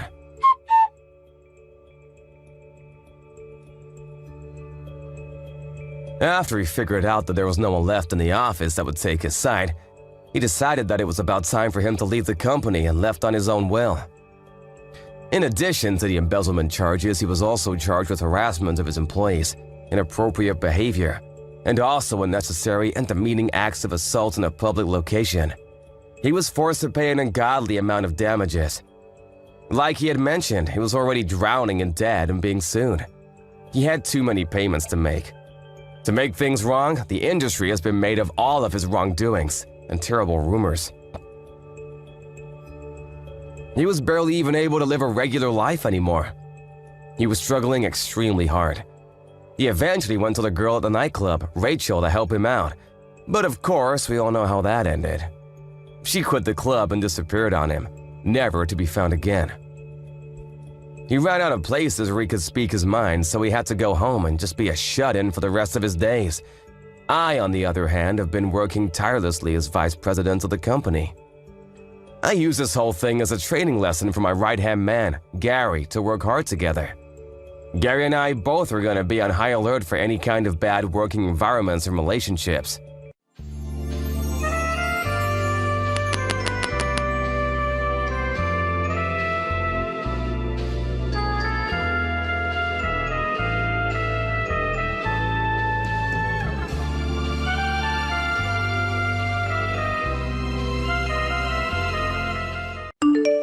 Hi, excuse me, Karen. Could you help me find my seat? I'm the groom's mother. Why are you bothering the staff? Because I can't find my seat card anywhere. Is that really such a big problem?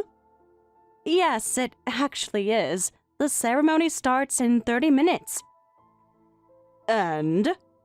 Karen, what's going on here? What do you mean, what's going on? I've checked every table 3 times. There's no place card with my name. Did something get mixed up with the seating arrangements? Everything is exactly as planned. Nothing is wrong. What does that mean? It means stop making a fuss over nothing. You're embarrassing yourself in front of everyone. Why wasn't I assigned a seat at the ceremony? I asked the venue staff, and they said you told them not to prepare one for me. Oh, that's what you were talking about. Yes, that. I need an explanation. This is my son's wedding day, my very own son. And what about it? And I should have a seat at my son's wedding. This isn't some casual dinner party. This is one of the most important days of his life. You really don't get it, do you? Get what? What's there to get about this whole thing? I'm James's mother. Unfortunately. Excuse me? Nothing. I was just thinking out loud. I always knew you didn't like me, but I never thought you'd go this far. Refusing to give the groom's mother a seat at her own son's wedding? That's beyond cruel. Hold on, you've got it all wrong. Actually, it's the opposite. I've prepared a special VIP seat just for you. VIP seat? What are you talking about? I've checked everywhere. Not everywhere. Then where? Because I've looked at every table in the reception hall. Did you check the hallway? The hallway? Why would I check the hallway? Yes, right there in the hallway. There is your seat. That's the perfect spot for white trash like you. What did you just say to me? How can you be so cruel? Oh, did I stutter? Let me be clearer. Your place is in the hallway, where you belong. You can't be serious about this.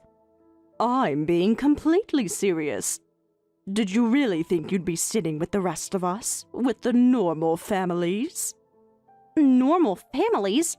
Are you saying I'm not? What exactly makes your family more normal than mine?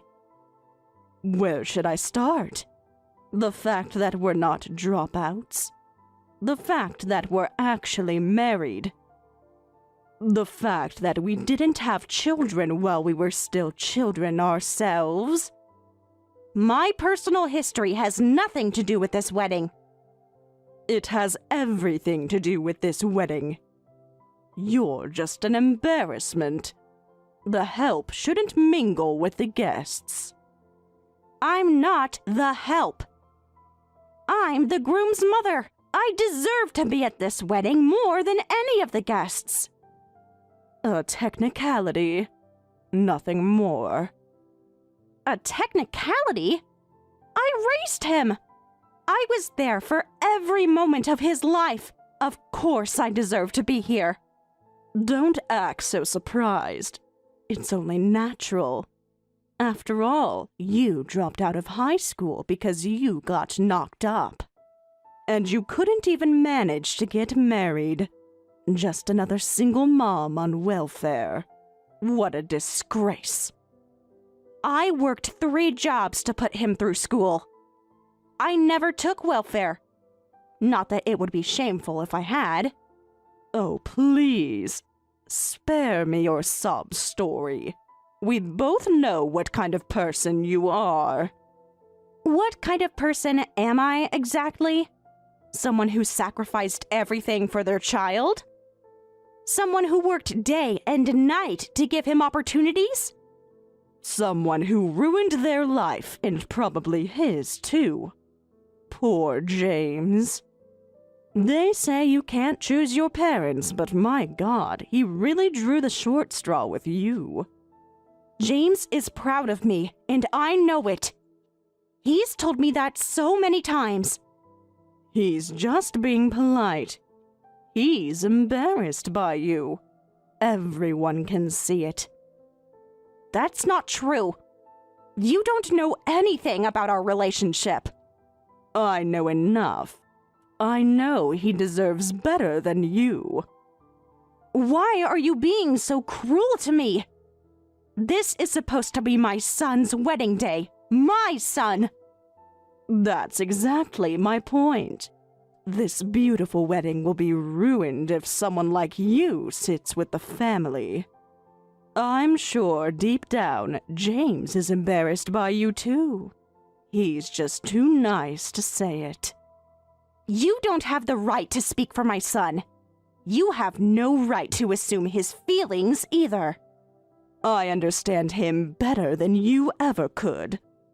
I know what it's like to be from a good family. To have proper standards. That's ridiculous! Having money doesn't make you a better mother. No, but having class does. Something you clearly lack. It's time you faced reality. You're simply not fit to be James's mother. I am his real mother. What are you talking about? Have you lost your mind or something? I'm the one who understands him. I'm the one who knows what's best for him. I'm the one who can give him the family he deserves. He already has a family. Me, his mother. A proper family is what I meant.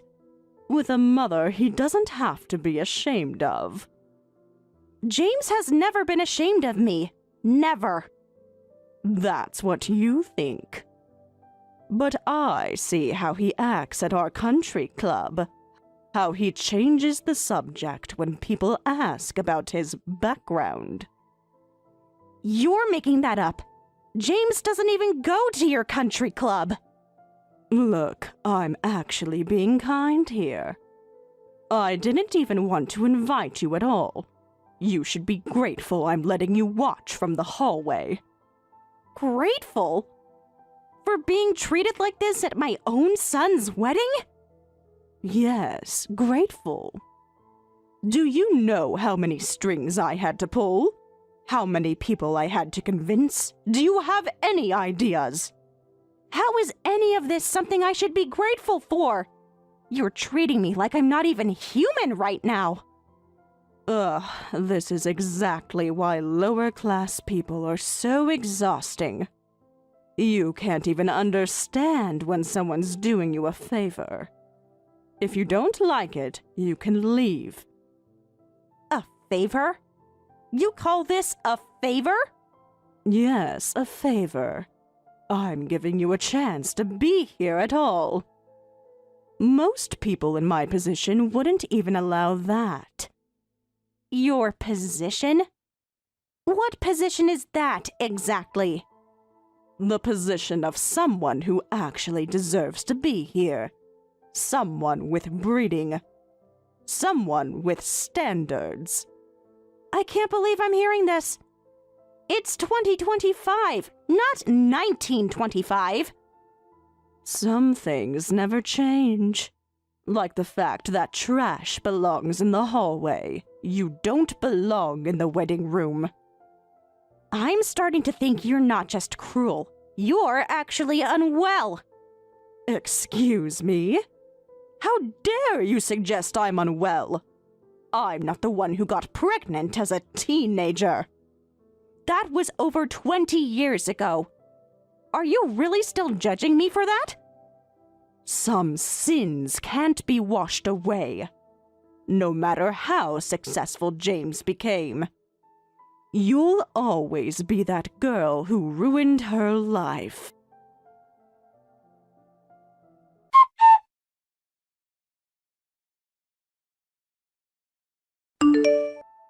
Mom? Yes?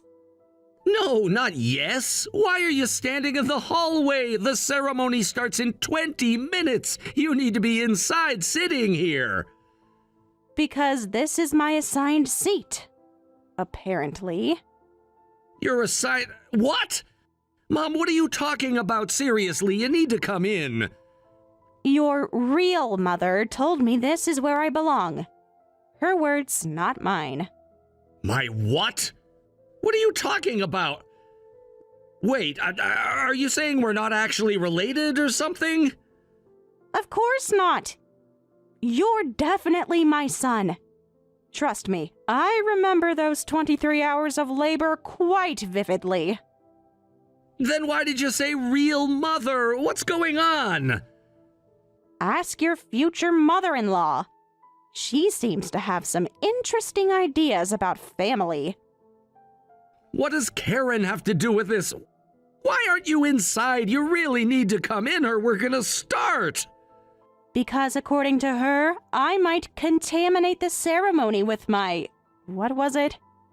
Oh, right, my low-class background. What? Mom, you're not making any sense. Please, explain from the beginning. Honestly, I'm not even sure where to begin. Karen told me to stand in the hallway. Here, let me send you screenshots of our conversation. Give me a minute to read through these. Is this real? Please tell me this is some kind of joke. I wish it was. I actually thought it might be at first. Some weird pre-wedding prank or something. Wow, this is awful. I can't believe this. I mean, I knew Karen could be difficult, but this is something else entirely. Yeah, pretty shocking, right? Well, half my shock is from the fact that you actually listened and stood in the hallway.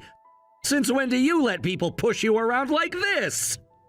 Oh, be quiet. What was I supposed to do? I wasn't sure if this was some kind of joke. Or maybe some weird rich people tradition I didn't know about.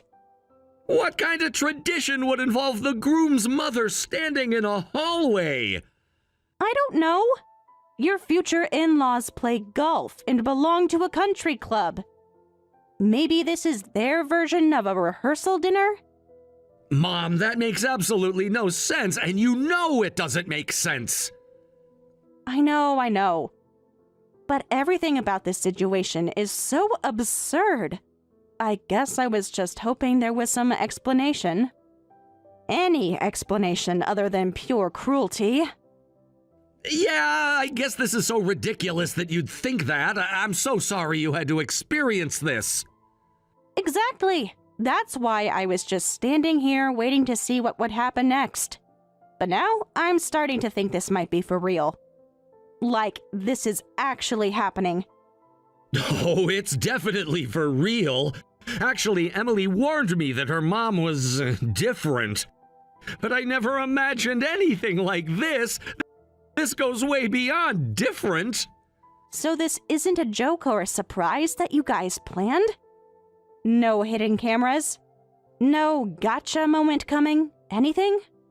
No, definitely not. This was never a part of it. Just pure, unadulterated classism. I can't believe this is happening in 2025. Haven't been sent to stand in a hallway since I got caught eating lunch early in high school. At least then I deserved it. Kind of.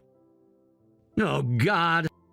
I really didn't need to know my mom got in trouble for eating lunch early in high school. Some things should remain mysteries. Hey, I was a growing girl! Do you know how long the fourth period felt on an empty stomach? Everyone in high school's growing. That's not an excuse for lunch theft. It wasn't theft. I just rearranged the scheduled eating time. Creatively. Mom, please stop. I'd love to continue this conversation, but we can't. We have more important things to discuss right now. Like what we're gonna do about this situation. Anyway, what do you want to do now? Because I have some thoughts, and none of them involve you standing in this hallway. What do you mean? Well, Karen did say if I don't like standing in the hallway, I can leave. Those were her exact words. Then that's exactly what we'll do. I'm not having my wedding in a place where my mother isn't welcome, or with people who would treat you this way. But James, this is your wedding day. Everything's all set up. All the guests are here. I don't care. None of that matters if my own mother is being treated like this. What about Emily? She's been looking forward to this day. Emily would never want this either. Trust me. She'll understand. Are you sure? I don't want to be the reason your wedding gets ruined. You're not ruining anything. Karen is the one who ruined it. With her prejudice and cruelty. Maybe I could just, I don't know, stand in the back? Just so the wedding can go on? Absolutely not. I'm not letting anyone treat my mother like this. Not today, not ever. James. Okay then. Let's go home, Mom. Yeah, okay. You're right. We shouldn't let anyone treat us this way.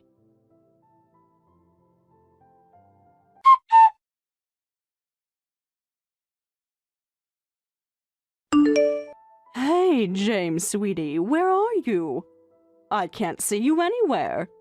The photographer wants to take some pre-ceremony shots. Come show Mommy how handsome you look in your tuxedo.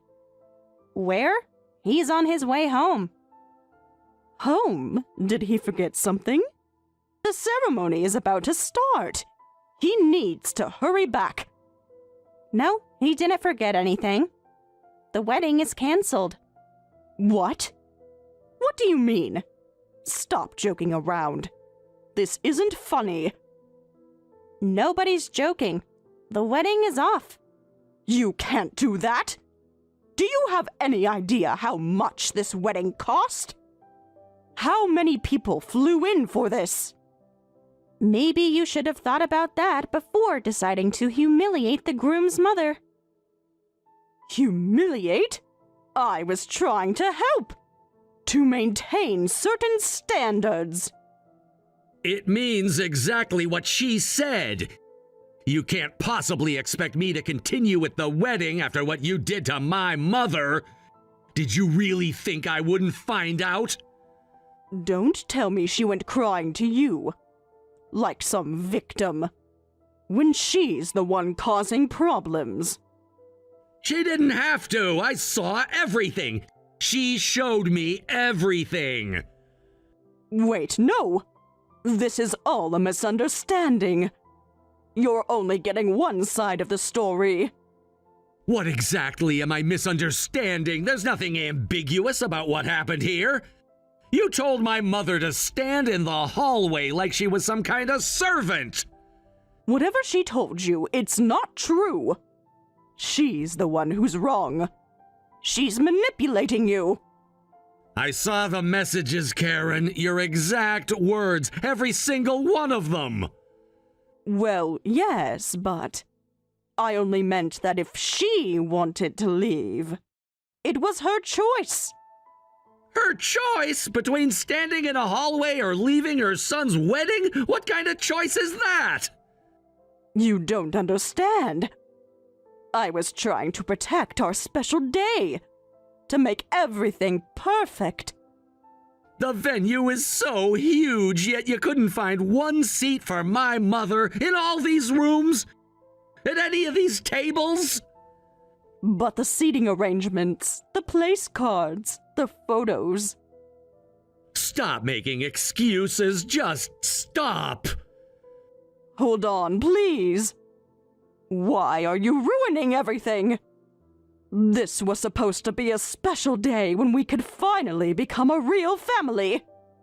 What kind of family starts by humiliating someone's mother? What kind of family treats people this way? How dare you? After everything I've done for this wedding, all the planning, all the money we spent. I don't care about the money. I care about how you treat people, especially my mother. How are you going to take responsibility for this? For embarrassing us in front of everyone? Responsibility for what? For standing up to bullying? For protecting my mother? You've ruined the entire wedding! All our plans. Everything! This is clearly your fault.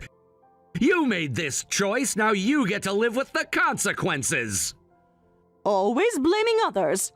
Get back here right now. You need to get on your knees and apologize to all the guests for delaying the ceremony. First you tell us to leave, then you tell us to come back? How self-centered can you get? Do you even hear yourself? That woman has brainwashed you. The James I know would never act like this. Excuse me? What do you mean, brainwashed? He's making his own choices. You're using your position as his birth mother to manipulate him. Otherwise, there's no way he'd choose you over me. He knows better. What? That makes no sense. He obviously just doesn't like you. And honestly, who could blame him? And why are you so obsessed with my son anyway? I don't understand why you hate me so much either. It's beyond dislike. You're treating me like your sworn enemy. Why? Isn't it obvious? I can't stand that someone like you has been more blessed than me. You know what? I always wanted a son, but I could only have one child, and it had to be a girl. When that useless daughter of mine brought James home, I was amazed. Don't talk about Emily that way. She's your daughter.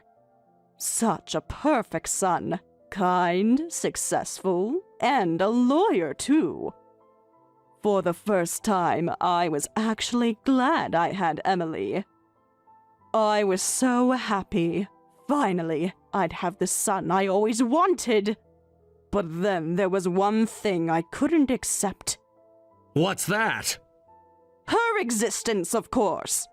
This person. I had such high hopes for James's parents. I imagined they must be such wonderful people to raise such a perfect son. But at the first meeting, all I see is some teen mom who raised him alone. Do you have any idea how much that infuriated me? I don't understand why that would make you hate me. And teen mom? I'm over 40 now. I'm hardly a teenager anymore. Oh, right. I guess that's another reason. You're so young. Well, you had Emily later in life, after 40. I guess for someone pushing 60, having your dream son go to someone half your age must really sting. Is that what's really bothering you? How dare you say that to me? You make it sound like I'm jealous of you or something. Me? Jealous of someone like you? Oh, please, I would never. That's exactly what this is, isn't it? The age comments. The obsession with James. The hatred of me. It all makes sense now. You've been jealous of what a perfect son I have all this time. No, it's not. I just think it's wrong that someone like you gets to be so fortunate. It's unfair. People like you are why there's so much injustice in the world. You're not making any sense. Jealousy-fueled aggression is really scary. You're so desperate to deny your jealousy that you're making me the villain to justify your attacks.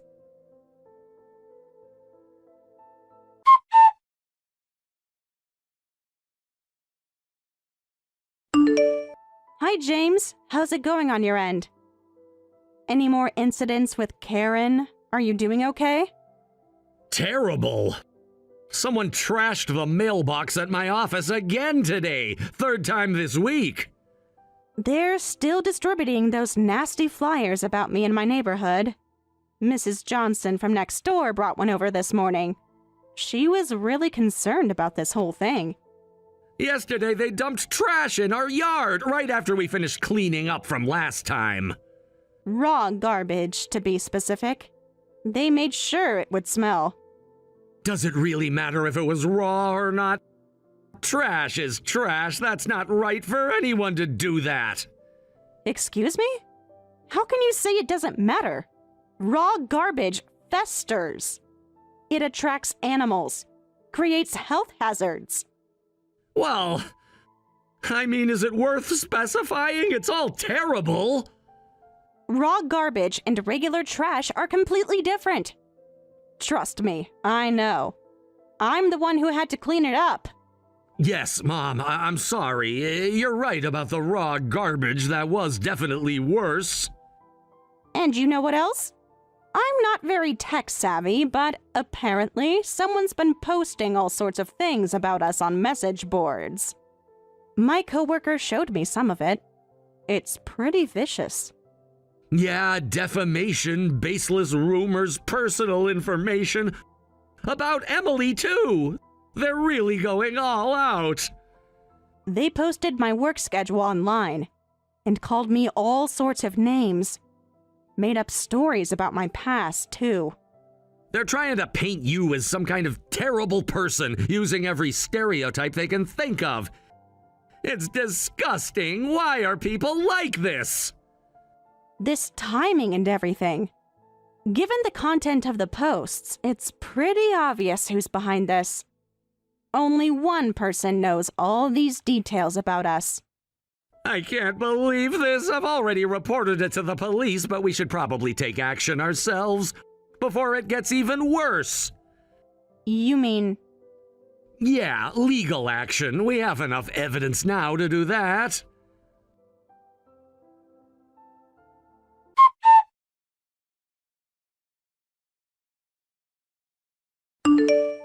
Karen.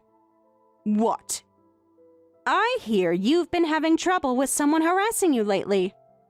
Raw garbage dumped in your yard, defamatory flyers, nasty posts online. By any chance, would you happen to be behind all this? What are you talking about? Of course I am. You deserved it. All of it. Oh, really? But the security cameras... never mind. Wait. Hold on. What security cameras?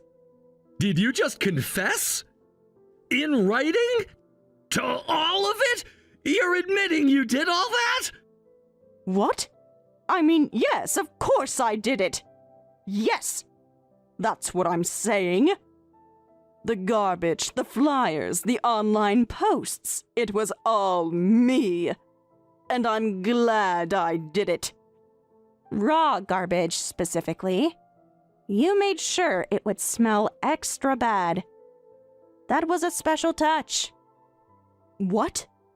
Huh? Why do you keep mentioning that? Nothing, never mind. But why? Why are you doing all this? What do you mean, why? Did you think you could get away with what you did to me? With ruining everything? That's not what I meant. Why are you being so open about it? Usually, people try to be more secretive about harassment. You know, deny everything. Why should I hide? I'm delivering righteous punishment. I'm proud of what I'm doing. You deserve worse. Wow. Just wow.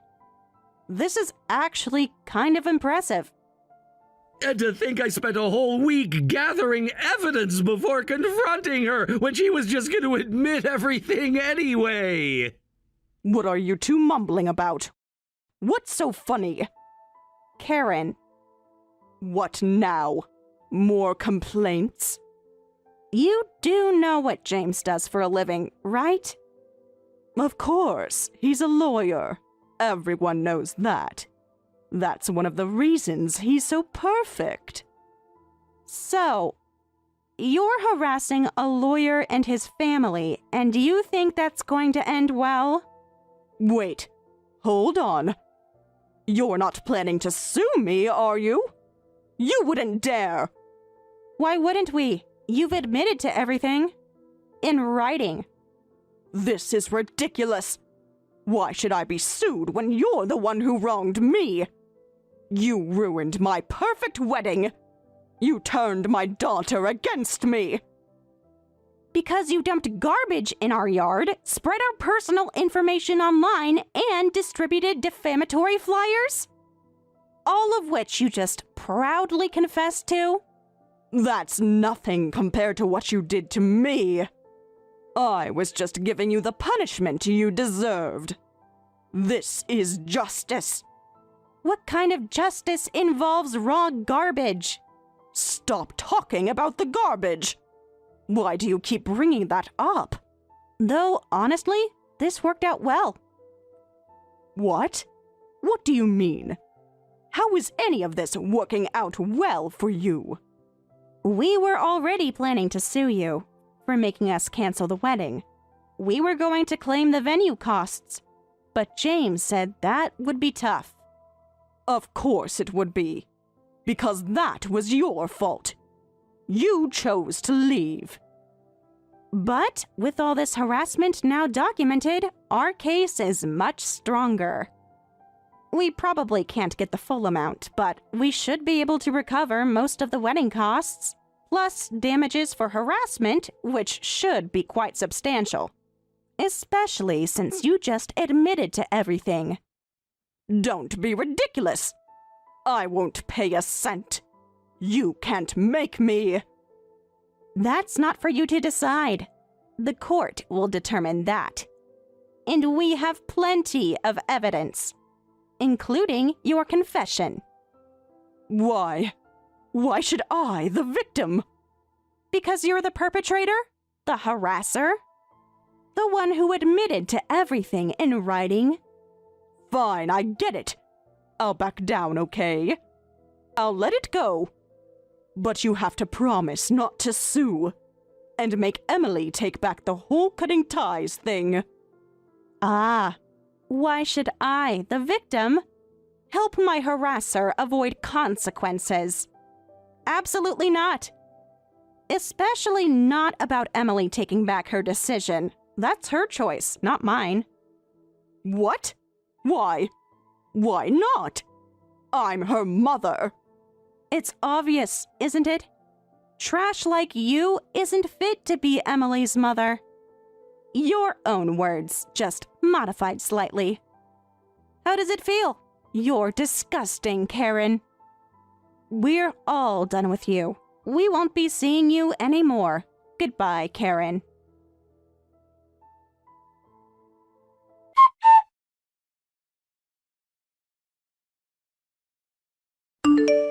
After that, we took Karen to court. With all the evidence we'd collected of her harassment, we won the case easily. Karen now has a criminal record and was ordered to pay substantial damages. Combined with the wedding venue costs, the total was quite significant. The scandal led Karen's husband to file for divorce. Emily's father, like his daughter, is a kind man, though somewhat timid. Like Emily, he'd never been able to stand up to Karen before. He apologized to us profusely for everything. Honestly, I had some thoughts about it. If he'd been stronger, maybe Emily wouldn't have had such a difficult childhood. But Emily forgave him, so I have no complaints. Besides, Karen was the real problem. Thanks to James's help, the divorce settlement was favorable to Emily's father.